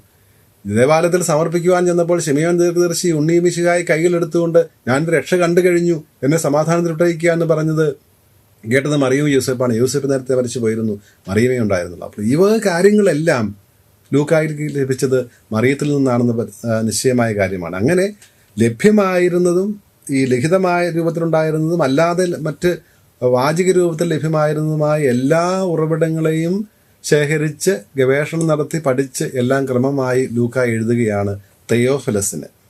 തെയോഫിലോസ് എന്നുള്ള വാക്ക്, ആ പേര് ഗ്രീക്ക് പേരാണ്. 2 ഗ്രീക്ക് വാക്കുകൾ ചേർന്നാണ് തെയോഫിലസ് എന്നുള്ള പേരുണ്ടാകുന്നത്. തെയോസ് എന്ന ഗ്രീക്ക് വാക്കിൻ്റെ അർത്ഥം ദൈവം എന്നാണ്. ഫീലോസ് എന്ന് പറഞ്ഞാൽ സ്നേഹമെന്നും സ്നേഹിതൻ എന്നും അർത്ഥമുണ്ട്. അപ്പോൾ ദൈവത്തിൻ്റെ സ്നേഹിതൻ എന്നാണ് ഈ പേരിൻ്റെ അർത്ഥം. പിന്നെ ഇത് ഗ്രീക്ക് പേരായതുകൊണ്ട് നമുക്ക് വേറൊരു കാര്യം അനുമാനിക്കാം, ഗ്രീക്ക് സംസാരിക്കുന്നവനാണ്. ഗ്രീക്ക് സംസാരിക്കുന്നവരോട് സുവിശേഷം പ്രസംഗിച്ചിരുന്നത് പൗലോസ്ലീഹായായിരുന്നുവെന്ന് നടപടി പുസ്തകം ആക്ട്സ് ഓഫ് ദി അപ്പോസ്റ്റൽസിൽ നമ്മൾ കാണുന്നുണ്ട്. 13 മുതലുള്ള അധ്യായങ്ങളിൽ പൗലോസിൻ്റെ പ്രേക്ഷിത യാത്രകൾ വിവരിക്കുമ്പോൾ അത് പ്രേക്ഷിത യാത്രകൾ മിക്കവാറുമെല്ലാം ഗ്രീക്ക് സംസാരിക്കുന്ന രാജ്യങ്ങളിലായിരുന്നു. അപ്പോൾ ഇതെങ്ങനെയാണ് ലൂക്കായ്ക്ക് തിയോഫിലസിനെ പരിചയമായത് എന്നുള്ളത് നമുക്ക് അനുമാനിക്കാൻ സാധിക്കും. നടപടി പുസ്തകം 16-ാം അധ്യായം 10 മുതലുള്ള വാക്യങ്ങളിൽ പൗലോസിൻ്റെ കൂടെ ലൂക്കായും ഉണ്ടല്ലോ.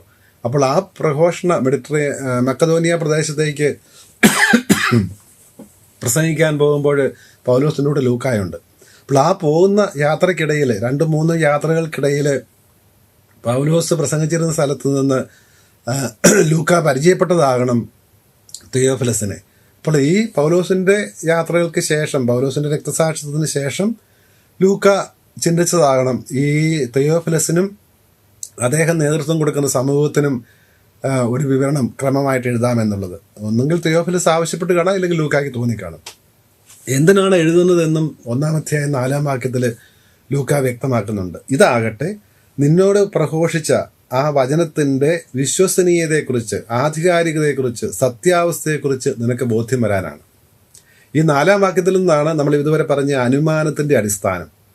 അപ്പോൾ ലൂക്കായ്ക്കറിയാം തെയോഫിലസിനോട് ആരോ സുവിശേഷം പ്രഘോഷിച്ചിട്ടുണ്ട്, അത് പൗലോസ്ലീഹായാണ്. ഗ്രീക്ക് സംസ്കാരം ഭാഷയുടെ പശ്ചാത്തലത്തിലുള്ള വ്യക്തിയാണല്ലോ തെയോഫിലസ്. അപ്പോൾ ഗ്രീക്കുകാരോട് പ്രസംഗിച്ചിരുന്നത് പൗലോസാണ് മുഖ്യമായിട്ടും. അപ്പോൾ പൗലോസ് നിന്നെ അറിയിച്ച സുവിശേഷത്തിൻ്റെ വിശ്വസനീയതയെക്കുറിച്ച്, ആധികാരികതയെക്കുറിച്ച് നിനക്ക് ബോധ്യം വരാൻ വേണ്ടിയാണ് എന്നാണ് ലൂക്ക 1-ാം അധ്യായം 4-ാം വാക്യത്തിൽ തെയോഫിലസിനോടും അദ്ദേഹം പ്രതിനിധാനം ചെയ്യുന്ന സമൂഹത്തോടും പറയുന്നത്. അപ്പോൾ ലൂക്ക എഴുതുന്നത് അതുകൊണ്ട് ഗ്രീക്ക് അല്ലെങ്കിൽ വിജാതീയ പശ്ചാത്തലമുള്ള ക്രൈസ്തവർക്കാണ്, വിജാതീയ ക്രൈസ്തവർക്കാണ്. മത്തായിസ്ലിഹ എഴുതുന്നത് യഹൂദ ക്രൈസ്തവർക്കാണെങ്കിൽ യഹൂദരല്ലാത്തവരിൽ നിന്ന് വിശ്വാസം സ്വീകരിച്ച അവർക്ക് വേണ്ടിയിട്ടാണ് ലൂക്ക എഴുതുന്നത്. അതുകൊണ്ട് തന്നെ ആരംഭം മുതൽ തന്നെ ലൂക്കായുടെ സുവിശേഷത്തിൽ ഈ ഒരു ഊന്നൽ കാണാൻ സാധിക്കും. ഇസ്രായേൽ ജനതയെ ദൈവം മിശിഹ പയ്യെ പുറന്തള്ളുന്നു,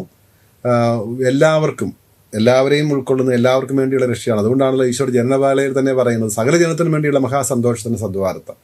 അപ്പോൾ എല്ലാവർക്കും വേണ്ടിയുള്ളതാണ്, എല്ലാവരും രക്ഷ കാണും എന്നുള്ള ആ ഒരു സൂചനയും അത് സുവിശേഷത്തിലുടനീളം ലൂക്ക നൽകുന്നുണ്ട്. ലൂക്കായുടെ സുവിശേഷത്തിൽ മാത്രമാണ് 2 പ്രാവശ്യം ഈശോ ശിഷ്യന്മാരെ അയക്കുന്നത് കാണുന്നത്. 12 പേരെ അയക്കുന്നത് മറ്റ് സുവിശേഷങ്ങളിലും ഉണ്ടെങ്കിലും 70 പേരെ അയക്കുന്ന അല്ലെങ്കിൽ 72 പേരെ അയക്കുന്ന രംഗം ലൂക്കായുടെ സുവിശേഷം 10-ാം അധ്യായത്തിൽ മാത്രമേ ഉള്ളൂ. അത് എല്ലാവരിലേക്കുമുള്ള അയക്കലിനെയാണ് ഈ 2-ാമത്തെ അയക്കൽ സൂചിപ്പിക്കുന്നതെന്ന് നമുക്കറിയാം. അപ്പോൾ ലോകം മുഴുവനുമുള്ള സകലരെയും ഉദ്ദേശിച്ച്, യഹൂദരല്ലാതിരുന്ന എല്ലാവരെയും ഉദ്ദേശിച്ചാണ് ലൂക്കാ സുവിശേഷം എഴുതുന്നത്.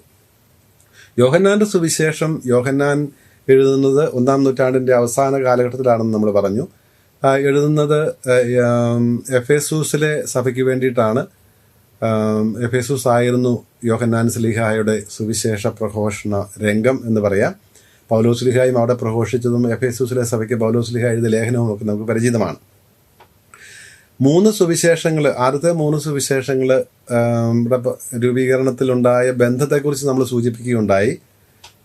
ആദ്യം അറമായ സുവിശേഷം അത് ഭാഗികമായിട്ടുള്ളതേ ഉണ്ടായിരുന്നുള്ളൂ, ഈശോയുടെ പ്രബോധനങ്ങൾ മാത്രമായിരുന്നു. അത് 50കളുടെ ആരംഭത്തിൽ 65-നും 70-നും ഇടയ്ക്ക് മർക്കോസ് ഗ്രീക്ക് ഭാഷയിൽ ഈശോയുടെ പരസ്യജീവിതം മുതൽ ഉള്ള ചരിത്രം എഴുതുന്നു.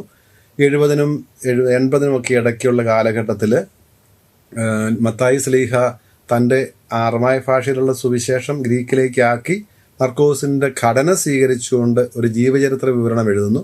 ഇതേ കാലഘട്ടത്തിൽ തന്നെ ലൂക്കായും 70-നും 80-നും ഇടയ്ക്കുള്ള കാലഘട്ടത്തിൽ, അല്ലെങ്കിൽ അതിനു മുമ്പ് തന്നെ ലൂക്കായും മർക്കോസിൻ്റെ ഘടനയെ ആശ്രയിച്ചുകൊണ്ടാണ്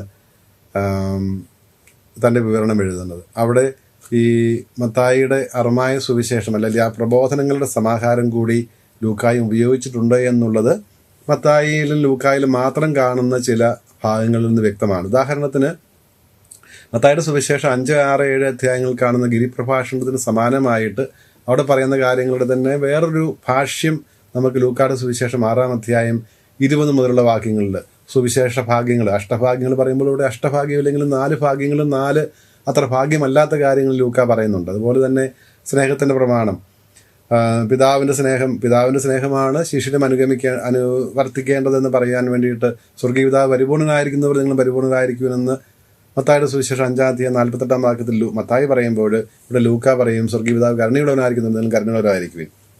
നമ്മൾ 6-ാം അധ്യായം 36-ാം വാക്യത്തിൽ അത് കാണുന്നുണ്ട്.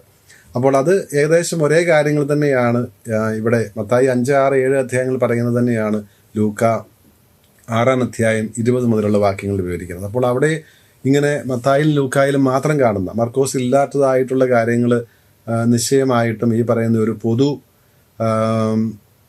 പ്രഭാഷണ ഉറവിടത്തിൽ നിന്ന്, ആ പ്രഭാഷണ ഉറവിടം മത്തായി സ്ലീഹ ആദ്യം എഴുതിയ അറമായ സുവിശേഷമാണ് എന്ന് കരുതുന്നതിൽ തെറ്റുണ്ട് എന്ന് തോന്നുന്നില്ല.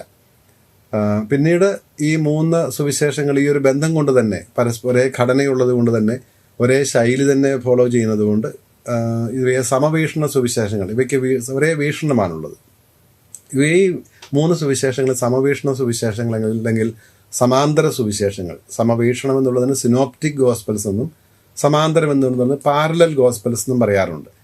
ഇതിൽ നിന്ന് വ്യത്യസ്തമായിട്ട് ഈ ശൈലി അവലംബിക്കാതെ വേറൊരു രീതിയിൽ ഈ പറഞ്ഞ കാര്യങ്ങളുടെ തന്നെ ദൈവശാസ്ത്രപരമായ വിശദീകരണം നൽകുക എന്നുള്ളതായിരുന്നു ഒരല്പം കൂടി സമയത്തിൽ മുൻപോട്ട് പോയപ്പോൾ യോഹന്നാൻ്റെ ലക്ഷ്യം. യോഹന്നാൻ എഴുതുന്നത് 90-നും 100-നും ഇടയ്ക്കാണ്. ഈ കാലഘട്ടത്തിൽ സഭ അല്പം കൂടി വികസിച്ചു. യഹൂദരുമായിട്ടുള്ള ആ ഒരു ആദ്യകാലത്തൊക്കെ യഹൂദരും ക്രൈസ്തവരും തമ്മിലൊരു വലിയ ഹൃദയബന്ധമുണ്ടായിരുന്നു. കാരണം അപ്പസ്തോല പ്രവർത്തനം 2-ാം അധ്യായം 42 മുതലുള്ള വാക്യങ്ങൾ കാണുന്നത് പോലെ, അല്ലെങ്കിൽ 3-ാം അധ്യായത്തിൻ്റെ ആരംഭത്തിൽ കാണുന്നത് പോലെ ആദിമ ക്രൈസ്തവർ യഹൂദരുടെ പ്രാർത്ഥനകളിൽ പങ്കെടുത്തിരുന്നു. ദേവാലയത്തിലെ ആണെങ്കിലും സിനഗോഗിലെ ആണെങ്കിലും പ്രാർത്ഥനകളിൽ പങ്കെടുത്തിരുന്നു. പിന്നീട് മിശിഹ സംഭവത്തെ അനുസ്മരിക്കുന്ന ഈശോയുടെ കൽപ്പനയെ അനുസരിച്ചുകൊണ്ട് എൻ്റെ ഓർമ്മയ്ക്കായി ചെയ്യുവനെന്ന് പറഞ്ഞിരുന്ന കാര്യം, ഈശോയുടെ സഹനമരണോത്ഥാനങ്ങളുടെ ഏകവും നിത്യവുമായ ബലിയുടെ ആഘോഷവും അനുസ്മരണവും അനുഷ്ഠാനവുമായ പരിശുദ്ധ കുർബാന അപ്പം മുറിക്കൽ ഇവരുടെ കൂട്ടായ്മയിലാണ് നടത്തിയിരുന്നത്. കാരണം യഹൂദർ അത് നടത്താൻ അവിടെ അനുവദിക്കുകയുമായിരുന്നില്ലല്ലോ. അങ്ങനെ ഈ സിനഗോഗിലെ പ്രാർത്ഥനയും യഹൂദ ദേവാലയത്തിലെ പള്ളിയിലെ പ്രാർത്ഥനയും പിന്നെ ഈ അപ്പം മുറിക്കൽ ശുശ്രൂഷയും യോജിപ്പിച്ച് കൊണ്ടുപോയിരുന്ന ഒരു കാലഘട്ടമുണ്ടായിരുന്നു. ഒരല്പം കഴിയുമ്പോൾ, കാലം മുൻപോട്ട് പോകുമ്പോൾ യഹൂദർ ക്രൈസ്തവരെ സിനഗോഗിൽ നിന്ന് പുറത്താക്കുകയാണ്, അവരുടെ കൂട്ടായ്മയിൽ നിന്ന് പുറത്താക്കുകയാണ്, അവരെ അനുവദിക്കാതെയായി. അങ്ങനെ വരുമ്പോഴാണ് ആ ഒരു സിനഗോഗിൽ നിന്ന് വേർപെടുന്ന ഒരു സൂചനകളെല്ലാം നമുക്ക് യോഹന്നാൻ്റെ സുവിശേഷത്തിൽ, വളരെ പ്രത്യേകിച്ച് 9-ാം അധ്യായത്തിൽ ആ ജന്മന അന്ധനായവന് സൗഖ്യം നൽകുന്ന പശ്ചാത്തലത്തിൽ നമ്മൾ കാണുന്നുണ്ട്. അവൻ്റെ മാതാപിതാക്കൾ തങ്ങളുടെ പുത്രൻ മിശിഹായിലാണ് കാഴ്ച ലഭിച്ചത് എന്നുള്ള സത്യം പറയാതിരിക്കുന്നത്, അത് പറഞ്ഞാൽ ഈശോയിൽ വിശ്വസിക്കുന്നത് പറഞ്ഞാൽ സിനഗോഗിൽ നിന്ന് പുറത്താക്കും എന്നുള്ള ഭയം കൊണ്ടാണ് എന്നുള്ളത് യോഹന്നാൻ രേഖപ്പെടുത്തുന്നുണ്ടല്ലോ. അതുപോലെ തന്നെ ആ സൗഖ്യം പ്രാപിച്ച് അന്ധനെ അവർ സിനഗോഗിൽ നിന്ന് പുറത്താക്കിയെന്നും നമ്മൾ ആ വിവരണത്തിൻ്റെ അവസാനം കാണുന്നുമുണ്ട്, 9-ാം അധ്യായത്തിൻ്റെ അവസാന ഭാഗത്ത്. അപ്പോൾ ആ ഒരു ഒരു അല്പം കൂടി വികസിത പശ്ചാത്തലം നമുക്ക് യോഹന്നാന്റെ സുവിശേഷത്തിൽ കാണാം. ഒരു വികസിത ദൈവശാസ്ത്രവും അവിടെ കാണാൻ സാധിക്കും.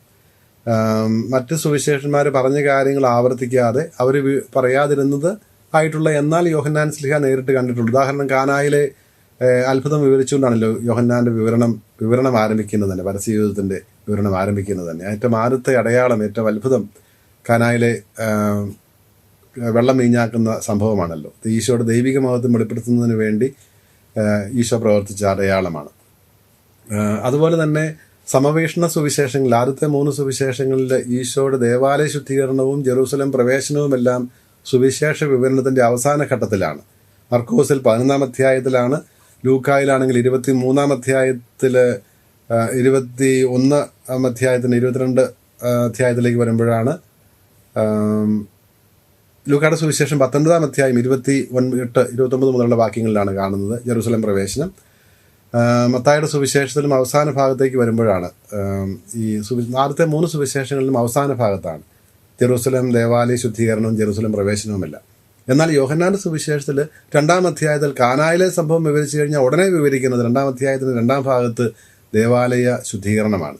അപ്പോൾ ആ ഒരു ആദ്യത്തെ 3 സുവിശേഷങ്ങളുടെ ഘടനയല്ല, ആ ഒരു സ്ട്രക്ചറല്ല യോഹന്നാൻ ഫോളോ ചെയ്യുന്നത്, പിന്തുടരുന്നത് എന്ന് നമുക്ക് അതിൽ നിന്ന് വ്യക്തമാണ്. അതുപോലെ തന്നെ യോഹന്നാൻ വിവരിക്കുന്നത് പ്രധാനമായിട്ടും ഈശോയുടെ 7 അത്ഭുതങ്ങളാണ്, അടയാളങ്ങൾ എന്നുള്ള പേരിൽ യോഹന്നാൻ വിവരിക്കുന്നത്. യോഹന്നാൻ ഈശോയുടെ അത്ഭുതങ്ങളെ അടയാളങ്ങൾ എന്നാണ് വിളിക്കുന്നത്. കാരണം ഈശോയുടെ ദൈവിക മഹത്വം വെളിപ്പെടുത്തിയതിനുള്ള അടയാളങ്ങളായിരുന്നു ഈശോയുടെ അത്ഭുതങ്ങൾ. ഈ 7 അത്ഭുതങ്ങളിൽ അപ്പം വർദ്ധിപ്പിക്കുന്നതും കടൽ വീതി നടക്കുന്നതുമായിട്ടൊഴിച്ച് ബാക്കിയുള്ളതെല്ലാം മറ്റാരും രേഖപ്പെടുത്താത്ത അത്ഭുതങ്ങൾ തന്നെയാണ്. അപ്പോൾ 5 എണ്ണവും യോഹന്നാൻ മാത്രം രേഖപ്പെടുത്തുന്ന അത്ഭുതങ്ങളാണ് എന്നുള്ളത് നമുക്ക് കാണാൻ സാധിക്കും. അങ്ങനെ വ്യത്യസ്തമായ ഒരു ദൈവശാസ്ത്ര ഒരു വിവരണമാണ് യോഹന്നാൻ നൽകുന്നത്. അന്ത്യത്താഴ വിവരണം യോഹന്നാനിൽ കാണുന്നില്ല. അതിന് പകരമായിട്ട് 6-ാം അധ്യായം മുഴുവനും ഈ അന്ത്യത്താഴത്തിൽ ഈശോ പറഞ്ഞ് ഇതെൻ്റെ ശരീരമാണ് എന്ന് പറഞ്ഞ, നിങ്ങൾ വാങ്ങി ഭക്ഷിക്കുമെന്ന് പറഞ്ഞ് ആ പ്രയോഗത്തിൻ്റെ, ആ പ്രസ്താവനയുടെ അർത്ഥമാണ് 6-ാം അധ്യായത്തിൽ ദീർഘമായ പരിശുദ്ധ കുർബാനയെക്കുറിച്ചുള്ള ആ പ്രഭാഷണം. അതുപോലെ തന്നെ ഈശോയുടെ വിടവാങ്ങൽ പ്രസംഗം 13 മുതൽ 17 വരെയുള്ള അധ്യായങ്ങളിൽ വ്യാപിച്ചു കിടക്കുന്ന ആ വിടവാങ്ങൽ പ്രസംഗത്തിൽ പരിശുദ്ധാരൂപിയെക്കുറിച്ചുള്ള വാഗ്ദാനം, തുടർന്ന് ഈശോയുടെ സഹനത്തിന് മരണത്തിന് ശേഷം ഉണ്ടാകാൻ പോകുന്ന ഉത്ഥാനത്തിലൂടെ ശിഷ്യന്മാർക്ക് ലഭിക്കാൻ പോകുന്ന ആ വലിയ സന്തോഷം, ആ കാര്യങ്ങളെല്ലാം സൂചിപ്പിക്കുന്ന ഈശോയെ മഹാപുരോഹിതനായിട്ട് തന്നെ അവതരിപ്പിക്കുന്ന ഈശോയുടെ പുരോഹിത പ്രാർത്ഥനയും ഒക്കെ നമ്മൾ കാണുന്നത് യോഹന്നാന്റെ സുവിശേഷത്തിലാണ്. ഇങ്ങനെ ഈ സുവിശേഷങ്ങൾ 4 എഴുതുന്നതിൻ്റെ ലക്ഷ്യം എന്താണ് എന്നും യോഹന്നാൻ വ്യക്തമായിട്ട് പറയുന്നുണ്ട്. യോഹന്നാന്റെ സുവിശേഷം 20-ാം അധ്യായം 30-31 വാക്യങ്ങളിലാണ് അവിടെ നമ്മൾ കാണുന്നത് എഴുതുന്നതിൻ്റെ. അത് യോഹന്നാന്റെ ലക്ഷ്യം മാത്രമല്ല, 4 സുവിശേഷങ്ങളുടെ ലക്ഷ്യമാണ്. ഇന്ന് നമ്മൾ സുവിശേഷം വായിക്കുമ്പോഴും ഇതേ ലക്ഷ്യം തന്നെയാണുള്ളത്. എന്താണ്? യോഹന്നാൻ പറയുകയാണ്, ഈശോ ശിഷ്യന്മാരുടെ മുമ്പിൽ അനേകം അടയാളങ്ങൾ പ്രവർത്തിച്ചു, അനേകം അത്ഭുതങ്ങൾ പ്രവർത്തിച്ചു, അനേക കാര്യങ്ങൾ ചെയ്തു. എല്ലാം ഒന്നും രേഖപ്പെടുത്താൻ സാധിക്കുകയില്ല. എല്ലാം രേഖപ്പെടുത്തിയാൽ ലോകം തന്നെ തികയില്ല. ഇവ തന്നെയും രേഖപ്പെടുത്തിയിരിക്കുന്നത് നസറായനായ ഈശോ ദൈവപുത്രനാണ് എന്ന്, മിശിഹായാണ് എന്ന് നിങ്ങൾ വിശ്വസിക്കുന്നതിന് വേണ്ടിയാണ്. അതാണ് പ്രഥമവും പ്രധാനവുമായ ലക്ഷ്യം. നസറായനായ ഈശോ ദൈവപുത്രനും ലോകരക്ഷകനായ മിശിഹായുമാണ് എന്ന് ലോകം വിശ്വസിക്കുന്നതിന് വേണ്ടി, ഇത് കേൾക്കുന്നവർ, ഇത് വായിക്കുന്നവർ വിശ്വസിക്കുന്നതിന് വേണ്ടിയാണ് ഇത് എഴുതുന്നതെന്നാണ് പറയുന്നത്. ഇനി എന്തിനു വേണ്ടിയാണ് വിശ്വസിക്കുന്നത്? വിശ്വസിച്ചാലുള്ള ഗുണം എന്താണ്? അങ്ങനെ വിശ്വസിക്കുക വഴി അവൻ്റെ നാമത്തിൽ നമുക്ക് ജീവൻ ഉണ്ടാകാൻ വേണ്ടിയിട്ടാണ്. ആരുടെ നാമത്തിൽ? സഹിച്ച് മരിച്ച് ഉത്ഥാനം ചെയ്ത ദൈവപുത്രനായ ഈശോ മിശിഹായുടെ നാമത്തിൽ നമുക്ക് നിത്യജീവൻ ഉണ്ടാകാൻ വേണ്ടിയിട്ടാണ്, ദൈവിക ജീവൻ ഉണ്ടാകുവാൻ വേണ്ടിയിട്ടാണ്. അതാണ് മിശിഹായോടുള്ള ആ മുത്തുള്ള സഹവാസം, സ്വർഗീയ ജീവിതം. അതാണ് മരണശേഷമുള്ള നമ്മൾ പ്രാപിക്കാൻ പോകുന്ന സ്വർഗീയ മഹത്വം. അതാണ് ലക്ഷ്യം. ഇത് തന്നെയാണ് ലൂക്ക 1-ാം അധ്യായം 4-ാം വാക്യത്തിലും സൂചിപ്പിച്ചില്ലേ, നിങ്ങളോട് പ്രഘോഷിക്കപ്പെട്ട സുവിശേഷത്തിൻ്റെ ആധികാരികതയെക്കുറിച്ച് ബോധ്യം വരാൻ വേണ്ടിയിട്ടാണെന്ന് പറയുമ്പോഴും ഈ ഒരു ആഴപ്പെടൽ, വിശ്വാസത്തിലുള്ള ആഴപ്പെടലാണ് ഉദ്ദേശിക്കുന്നത്. വിശ്വാസത്തിലുള്ള ആഴപ്പെടൽ മിശിഹായെക്കുറിച്ച് അറിയുന്നതിന്, മിശിഹായെ സ്നേഹിക്കുന്നതിന്, അവിടുത്തെ അനുസരിച്ച് അവിടുത്തേക്ക് വിധേയപ്പെട്ട് ജീവിക്കുന്നതിന്, അങ്ങനെ അവിടുത്തെ സാക്ഷികളായി ജീവിക്കുന്നതിനും, അവിടുത്തെ പാതയിലൂടെ ചരിച്ച് അവിടുത്തെ ആ സഹനത്തിൻ്റെയും മരണത്തിൻ്റെയും വഴിയിലൂടെ തന്നെ പോയി ഉത്ഥാനത്തിൻ്റെ മഹത്വത്തിലേക്ക് പ്രവേശിക്കാൻ വേണ്ടിയിട്ടുള്ളതാണ്. അപ്പോൾ ഇതാണ് സുവിശേഷത്തിൻ്റെ പൊതുവായിട്ടുള്ള പശ്ചാത്തലം. ഇതാണ്. ഇനി ഒരു വാക്ക് സുവിശേഷ രൂപീകരണത്തെക്കുറിച്ച് കൂടി പറഞ്ഞുകൊണ്ട് അവസാനിപ്പിക്കാം. സുവിശേഷങ്ങൾ ഉണ്ടാകുന്നതിന് 4 ഘട്ടങ്ങൾ നമുക്ക് കാണാൻ സാധിക്കും. ഈ പറഞ്ഞ കാര്യങ്ങൾ തന്നെ അല്പം കൂടി 4 മനസ്സിലാക്കാൻ വ്യക്തതയ്ക്ക് വേണ്ടി 4 ഘട്ടങ്ങളായി അവതരിപ്പിക്കുന്നതേ ഉള്ളൂ. ആദ്യത്തെ ഘട്ടം ഈശോയുടെ ജീവിതകാലമാണ്. ഈശോയുടെ ജനനം മുതൽ സ്വർഗാരോഹണം വരെയുള്ള കാലമാണ്. ഇതിൻ്റെ സാമൂഹികവും രാഷ്ട്രീയവുമായ പശ്ചാത്തലം കൂടി ഓർത്തിരിക്കുന്നത് നല്ലതാണ്. യഹൂദര് പലസ്തീന റോമാക്കാരുടെ അധീനതയിലായിരുന്നു. BC 1-ാം നൂറ്റാണ്ട് മുതൽ ഈശോയുടെ കാലത്തും റോമാക്കാരുടെ അധീനതയിലായിരുന്നു. അപ്പോൾ അതുകൊണ്ടാണ് റോമൻ ചക്രവർത്തിയായിരുന്ന അഗസ്റ്റസ് സീസറിൻ്റെ കൽപ്പന ലോകമെമ്പാടുമുള്ളവർ പേരെഴുതിക്കുന്നുള്ള കൽപ്പന അനുസരിച്ചാണല്ലോ ഈശോയുടെ മാതാപിതാക്കൾ നസറത്തിൽ നിന്ന് ബെത്ലഹേമിലേക്ക്, ദാവീദിന്റെ പട്ടണമായ ബെത്ലഹേമിലേക്ക് പോകുന്നത്. അപ്പോൾ ഈ റോമാക്കാരുടെ അധീനതയിലായിരുന്നെങ്കിലും റോമാക്കാർ ഭരിക്കാൻ വേണ്ടി BC 40 മുതൽ 36 മുതൽ ഹെറോദോസിനെ രാജാവായി വാഴിച്ചിരുന്നു. ഹെറോദോസ് BC 4 വരെ ഭരിക്കുന്നു. ഹെറോദിൻ്റെ മരണശേഷമാണ് 4 മക്കൾക്കായിട്ട് പാലസ്തീന വിഭജിച്ച റോമാക്കാർ കൊടുക്കുന്നത്. അതിൽ യൂദയ പ്രദേശം ആദ്യം അർക്കലാവൂസിന് കൊടുത്തെങ്കിലും 10 വർഷങ്ങൾക്ക് ശേഷം റോമാക്കാർ തന്നെ നേരിട്ട് ഭരിക്കാൻ തുടങ്ങി. അങ്ങനെ തലസ്ഥാന നഗരിയായ ജെറൂസലം നിലകൊണ്ടിരുന്ന ചുറ്റുപാടുമുള്ള പ്രദേശമായ യൂദയ റോമിൻ്റെ നേരിട്ടുള്ള ഭരണത്തിലായിരുന്നു. റോമൻ ഗവർണർമാർ അല്ലെങ്കിൽ പ്രൊക്രേറ്റർമാരായിരുന്നു ഭരണം നടത്തിയിരുന്നത്. ഈശോയുടെ പരസ്യജീവിത കാലത്ത് മരണസമയത്ത് പന്തിയോസ് പീലാത്തോസ് ആയിരുന്നു ഈ ഗവർണർ എന്ന് സുവിശേഷങ്ങളിൽ നമ്മൾ മനസ്സിലാക്കുന്നുമുണ്ട്. ഗലീലി ഭരണം നടത്തിയിരുന്നത്, ഈശോയുടെ പരസ്യജീവിതത്തിൻ്റെ ആദ്യ ഭാഗം ഗലീലിലായിരുന്നല്ലോ. ഗലീലിൽ ഭരണം നടത്തിയിരുന്നത് ഈ BC 4 മരിച്ച ആ ഹെറോദിൻ്റെ ഒരു പുത്രനായ ഹെറോദ് തന്നെ അറിയപ്പെട്ടിരുന്നത് ഹെറോദ് അന്തിപ്പാസ് ആയിരുന്നു. അതേക്കുറിച്ചാണ് ഹെറോദ് നിന്നെ വധിക്കാൻ ആലോചിക്കുന്നതെന്ന് ഫരിസേയർ വന്ന് ഈശോയോട് പറയുമ്പോൾ നിങ്ങൾ പോയി ആ ക്രൂക്കനോട് പറയുക എന്നൊക്കെ പറയുന്നത് ഹെറോദ് അന്തിപ്പാസിനെ ഉദ്ദേശിച്ചാണ്. അപ്പോൾ പലസ്തീനയുടെ വടക്ക് പ്രദേശത്തുള്ള ഗലീലി പ്രദേശത്ത് ഹെറോദ് ഭരണം നടത്തി. തെക്ക് പ്രദേശത്തുള്ള യൂദയായിൽ റോമക്കാർ നേരിട്ട് ഗവർണർമാരും ഭരണം നടത്തിയിരുന്ന രാഷ്ട്രീയ പശ്ചാത്തലം. ഇത് യഥാർത്ഥത്തിൽ റോമാക്കാരുടെ കീഴിൽ തന്നെയായിരുന്നു. യഹൂദർക്ക് പലസ്തീനയിൽ ഈശോയുടെ കാലത്ത് സ്വാതന്ത്ര്യമില്ലായിരുന്നു. യഹൂദരുടെ ഇടയിലും ചില അസ്വസ്ഥതകളൊക്കെ ഉണ്ടായിരുന്ന അല്ലെങ്കിൽ ചില പ്രത്യേക ചിന്തകളുണ്ടായിരുന്ന കാലഘട്ടമാണ്. അവരിൽ ഫരിസേയർ എന്നറിയപ്പെട്ടിരുന്ന ഒരു വിഭാഗം തീക്ഷ്ണമതികളായ യഹൂദരുണ്ടായിരുന്നു. നിയമത്തിൻ്റെ അക്ഷരം പ്രതിയുള്ള അനുസരണത്തിലൂടെ രക്ഷ പ്രാപിക്കാമെന്ന് ചിന്തിച്ചിരുന്നവരാണ് അവർ. അതിനോട് തന്നെ ചേർന്ന് പോകുന്ന ഒരു ഗണമായിരുന്നു സദ്ദൂക്കായർ. അവരുടെ സംബന്ധിച്ചുള്ള വ്യത്യാസം, ഫരിസേയർ എന്നുള്ള വ്യത്യാസം, അവർക്ക് ഉത്ഥാനത്തിലോ മാലാഖമാരിലോ വിശ്വാസമില്ലായിരുന്നു എന്നുള്ളതാണ്. പുനരുത്ഥാനത്തിൽ അവർക്ക് വിശ്വാസമില്ലായിരുന്നു സദ്ദൂക്കായർക്ക്. ആ കാലഘട്ടത്തിൽ തന്നെ ഉണ്ടായിരുന്ന മറ്റൊരു വിഭാഗമാണ് എസ്സീനികൾ.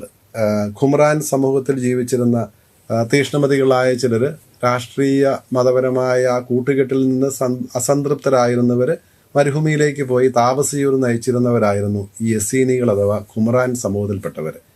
യോഹന്നാൻ മാംദാന അവരുടെ കൂടെയാണ് വളർന്നത്, മരുഭൂമിയിലായിരുന്നു എന്ന് പറയുന്നുണ്ടല്ലോ 1-ാം അധ്യായം 80-ാം വാക്യത്തിൽ. അത് ഈ സമൂഹത്തിലായിരുന്നു എന്നുള്ളതാണ് പണ്ഡിതരുടെ, പ്രത്യേകിച്ച് ബെനഡിക്റ്റ് മാർപ്പാപ്പ ജീസസ് ഓഫ് നാസറത്ത് എന്ന് പറയുന്ന ഈശോയെക്കുറിച്ചുള്ള സുവിശേഷ ഈ വ്യാഖ്യാനത്തിൽ ആദ്യത്തെ വാല്യത്തിൽ അത് പറയുന്നുണ്ട്. അങ്ങനെ ഉള്ള പശ്ചാത്തലത്തിലാണ് ഈശോ ജീവിക്കുന്നതും പ്രവർത്തിക്കുന്നതുമെല്ലാം. അവിടുന്ന് ജനിക്കുന്നത് ബെത്ലഹേമിലാണ്, വളരുന്നത് നസറത്തിലാണ്. ആദ്യകാല പ്രവർത്തനങ്ങൾ ഗലീലി തടാകത്തിന് ചുറ്റുമുള്ള ഗ്രാമങ്ങളിലായിരുന്നു. കഫർനാം, ബെത്സൈദ, മഗ്ദല, പിന്നെ കാന, താബോർ, ആ ഗലീലി തടാകത്തോട് ചേർന്നുള്ള പ്രദേശങ്ങളിലായിരുന്നു. ചിലപ്പോഴൊക്കെ ചിലരുടെ പുറത്തേക്ക് പോയി ടയർ സിദോൻ പ്രദേശത്തേക്ക് പോയി അല്ലെങ്കിൽ ഡെക്കാപോളിസിലേക്ക് പോകുന്നതെല്ലാം നമ്മൾ കാണുന്നുണ്ട്. എങ്കിലും പ്രധാനമായിട്ടും ഗലീലി തടാകം ചുറ്റിപ്പറ്റിയായിരുന്നു ഈശ്വര പ്രവർത്തനങ്ങൾ. ഗലീലിയിലായിരുന്നു ഈശ്വര പ്രവർത്തനങ്ങൾ. ഒരു ഘട്ടത്തിൽ പകുതിയോളം ആകുമ്പോഴേക്കും ഈശോ ശിഷ്യന്മാരെയും കൂട്ടി ഗലീലിക്കും വടക്കുള്ള കേസറിയ ഫിലിപ്പിയിൽ പോയി അതുവരെയുള്ള കാര്യങ്ങളുടെ ഒരു അസസ്മെൻറ്റ്, എവാലുവേഷൻ നടത്തുന്നുണ്ട്, ഒരു അവലോകനം നടത്തുന്നുണ്ട്. നിങ്ങൾ എന്താണ് എന്നെക്കുറിച്ച് പറയുന്നത്? അപ്പോൾ അവിടെ വെച്ചാണ് പത്രോസ് ലീഹ നീ മിശിഹായാണ്, ദൈവത്തിൻ്റെ പുത്രനായ, സജീവനായ ദൈവത്തിൻ്റെ പുത്രനായ മിശിഹായാണെന്ന് പറയുന്നതും അങ്ങനെ പത്രോസിനെ അധികാരം ഏൽപ്പിക്കുന്നതുമെല്ലാം. അപ്പോൾ ആ സന്ദർഭത്തിലാണ് ഈശോ തൻ്റെ സഹനമരണോത്ഥാനങ്ങളെക്കുറിച്ച് ആദ്യമായിട്ട് മുൻകൂട്ടി അറിയിക്കുന്നത്. അതൊരു പ്രാവശ്യമല്ല, തുടർന്ന് ജെറൂസലമിലേക്ക് പോകുമ്പോൾ 3 പ്രാവശ്യം ഇത് ഈശോ ആവർത്തിക്കുന്നതും കാണാം. അങ്ങനെ അവിടെ നിന്ന് ജെറൂസലമിലെത്തുന്നു. അവിടെ ദേവാലയത്തിൽ ഉള്ള പ്രവർത്തനങ്ങളുടെയും പ്രബോധനത്തിൻ്റെയും ഫലമായി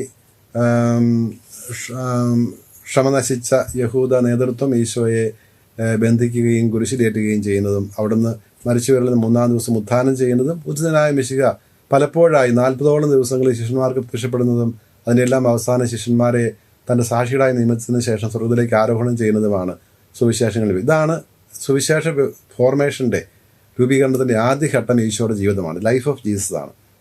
രണ്ടാം ഘട്ടം എന്ന് പറയുന്നത് പന്തക്കുസ്ത മുതൽ ഈ മിശിഹായെ അനുഭവിച്ചവർ സ്ലീഹന്മാർ ഈശോയുടെ കൽപ്പനയനുസരിച്ച് മിശിഹായ്ക്ക് സാക്ഷ്യം വഹിക്കുന്നതാണ്. പന്തക്കുസ്തായിൽ തുടങ്ങി അത് അവസാനത്തെ സ്ലീഹയുടെ അവസാന ശ്വാസം വരെ തുടരുകയും ചെയ്തു.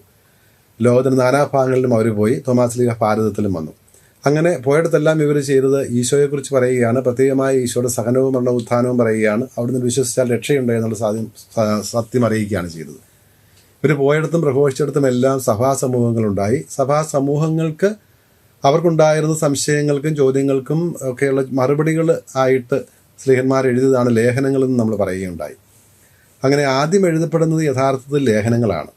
തെസലോനിക്കായിലെ സഭയ്ക്ക് പൗലോസ് ശ്ലീഹ എഴുതിയ 1-ാം ലേഖനമാണ് AD 50-നും 52-നും ഇടയ്ക്ക് എഴുതപ്പെട്ട ആ ലേഖനമാണ് പുതിയ നിയമത്തിലെ ആദ്യത്തെ ഗ്രന്ഥം ഇന്നുള്ള പുതിയ നിയമത്തിലെ. കാരണം മത്തായി ശ്ലീഹ ആ കാലഘട്ടത്തിൽ തന്നെ സുവിശേഷം എഴുതിയെങ്കിലും ആ അറമായ ഭാഷയിലുള്ള സുവിശേഷം നമുക്ക് കിട്ടിയിട്ടില്ല. അത് പുതിയ അല്പം കൂടെ വിപുലീകരിച്ച 28 അധ്യായങ്ങളുള്ള മത്തായിയുടെ സുവിശേഷം വന്നപ്പോൾ ആദ്യത്തേത് ഉപയോഗശൂന്യമായി തീർന്നു.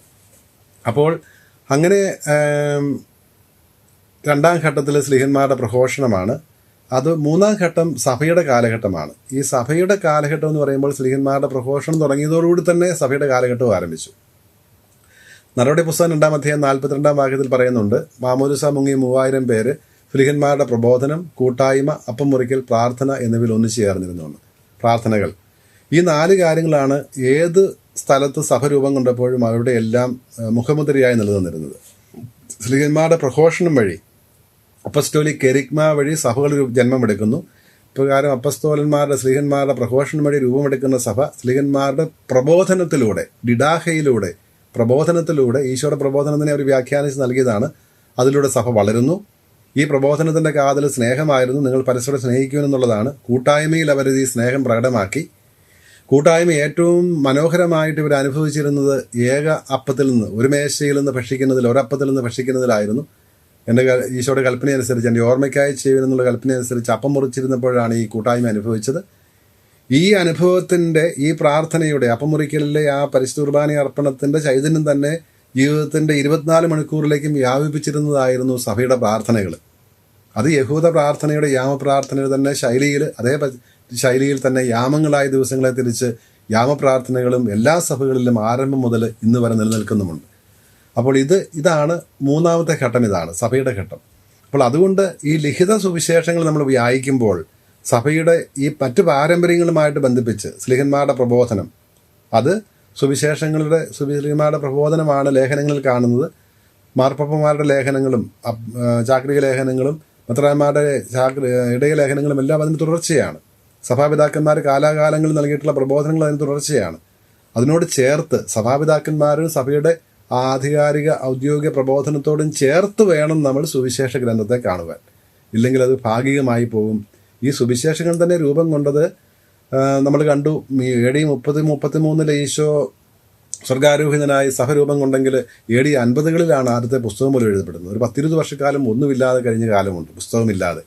അപ്പോൾ ആ കാലഘട്ടത്തെക്കുറിച്ച് നമുക്കറിയാൻ സാധിക്കണമെങ്കിൽ സഭയുടെ സഭാപിതാക്കന്മാരുടെ പ്രബോധനങ്ങളിൽ നിന്നും സഭാ പാരമ്പര്യങ്ങളിൽ നിന്നും അറിയാൻ സാധിക്കൂ.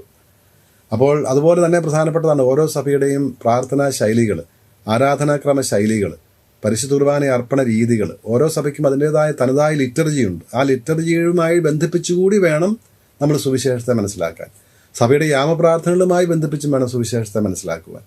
അപ്പോൾ അതാണ് സഭയുടെ വിശുദ്ധ പാരമ്പര്യവുമായിട്ട് വിശുദ്ധത്തെ ബന്ധിപ്പിച്ച് കാണണമെന്ന് വത്തിക്കാൻ കൗൺസിലിൽ ദൈവാവിഷ്കരണത്തെക്കുറിച്ചുള്ള ദൈവ വർബമിൻ്റെ 12-ാം നമ്പറിൽ പറയുമ്പോഴെല്ലാം അർത്ഥമാക്കുന്നത് അതുതന്നെയാണ്. അപ്പോൾ അതിനുശേഷമാണ് പിന്നെ പുസ്തകങ്ങൾ എഴുതപ്പെടുന്നത്. സുവിശേഷമാണെങ്കിലും മറ്റ് ഗ്രന്ഥങ്ങളാണെങ്കിലും എഴുതപ്പെടുന്നത് അതിന് ശേഷമാണ്. അപ്പോൾ 4-ാമത്തെ ഘട്ടമാണ്. 4 ഘട്ടങ്ങൾ കാണാൻ സാധിക്കും രൂപീകരണത്തിൽ. ഈശോയുടെ ജീവിതം, സ്ലീഹന്മാരുടെ പ്രഘോഷണം, സഭാജീവിതം, പിന്നെ എഴുതപ്പെടുന്ന കാലം, ലിഖിത രൂപങ്ങൾ പ്രാപിക്കുന്നത്.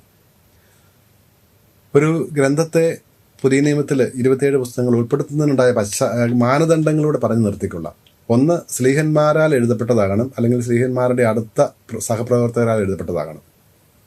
നമ്മൾ കാണുന്നുണ്ട്. സുവിശേഷം എഴുതപ്പെട്ടത് 2 മത്തായിയും യോഹന്നാനും സ്ലീഹന്മാരാണ്. മറ്റു 2 പേരും സ്ലീഹന്മാരോട് ചേർന്ന് നിന്നവരാണ്. ലേഖനങ്ങളെല്ലാം എഴുതിയിരിക്കുന്നത് പൗലോസ് സ്ലീഹായും മറ്റ് പത്രോസ്, യോഹന്നാൻ, യാക്കോബ്, യൂദ തുടങ്ങിയവരുമാണ്, സ്ലീഹന്മാരാണ്. വെളിപാട് പുസ്തകവും സ്ലീഹയാണ്. അപ്പോൾ സ്ലീഹന്മാരോ അല്ലെങ്കിൽ അവരുടെ സഹപ്രവർത്തകരോ എഴുതിയതാകണം. രണ്ടാമത്തെ മാനദണ്ഡം 1-ാം നൂറ്റാണ്ടിൽ തന്നെ എഴുതപ്പെട്ട ഗ്രന്ഥമാണ്. കാരണം സുവിശേഷങ്ങളുടെ പേരിൽ തന്നെ, സ്ലീഹന്മാരുടെ പേരിൽ തന്നെ 2ഉം 3ഉം നൂറ്റാണ്ടുകളിൽ പുസ്തകങ്ങൾ ഉണ്ടായിട്ടുണ്ട്. സുവിശേഷങ്ങളുടെ പേരിൽ തന്നെയാണ്. യൂദാസിൻ്റെ സുവിശേഷം, പത്രോസിൻ്റെ സുവിശേഷം എന്നെല്ലാം പറഞ്ഞ സുവിശേഷങ്ങളുണ്ട്. പക്ഷെ ഇതെല്ലാം ഉണ്ടായത് ഈ സ്ലീഹന്മാരുടെ കാലശേഷമാണ്. സ്ലീഹന്മാരുടെ പേരിലേക്ക് ആട്രിബ്യൂട്ട് ചെയ്തു എന്ന് മാത്രമേ ഉള്ളൂ. അത് അപ്പോക്രിഫൽ ഗ്രന്ഥങ്ങളാണ്. അവയെ സഭ ഉൾപ്പെടുത്തിയിട്ടില്ല. കാരണം അവ 1-ാം നൂറ്റാണ്ടിൽ ഉണ്ടായതല്ല. 1-ാം നൂറ്റാണ്ടോടുകൂടി സ്ലീഹന്മാരുടെ ആ കാലം കഴിഞ്ഞു. ഏറ്റവും അവസാനത്തെ സ്ലീഹായും 1-ാം നൂറ്റാണ്ടിൻ്റെ അവസാനത്തോടെ മരിക്കുന്നു. അതുകൊണ്ട് ആ കാലം കഴിഞ്ഞു. 3-ാമത്തെ മാനദണ്ഡം സഭയുടെ വിശ്വാസം. അത് ഈശോയിലുള്ള വിശ്വാസമാണ്. ഈശോ ദൈവപുത്രനാണ്, വാഗ്ദാനം ചെയ്യപ്പെട്ട രക്ഷകനായ മിശിഹായാണ് എന്നുള്ള ആ സത്യവിശ്വാസത്തോട് ചേർന്ന് പോകുന്നതാണ്. ഈശോ പഠിപ്പിച്ച കാര്യങ്ങൾ സുവിശേഷങ്ങളിലുണ്ട്, അതിനോട് ചേർന്ന് പോകുന്നതാണ്. ആ റെഗുല ഫീദൈ, വിശ്വാസത്തിൻ്റെ നിയമം അനുസരിച്ച് ഉള്ള കാര്യങ്ങൾ മാത്രമേ, അതിനോട് ചേർന്ന് നിൽക്കുന്ന ഗ്രന്ഥങ്ങൾ മാത്രമേ സഭ ഈ 27 പുസ്തകങ്ങളിൽ ഉൾപ്പെടുത്തിയിട്ടുള്ളൂ. ഈ വിശുദ്ധ ഗ്രന്ഥ പുതിയ നിയമഗ്രന്ഥങ്ങൾ വായിക്കുന്നതിനും ഈശോയെ കൂടുതൽ അറിയുന്നതിനും സ്നേഹിക്കുന്നതിനും നമ്മുടെ പഠനം സഹായിക്കട്ടെ.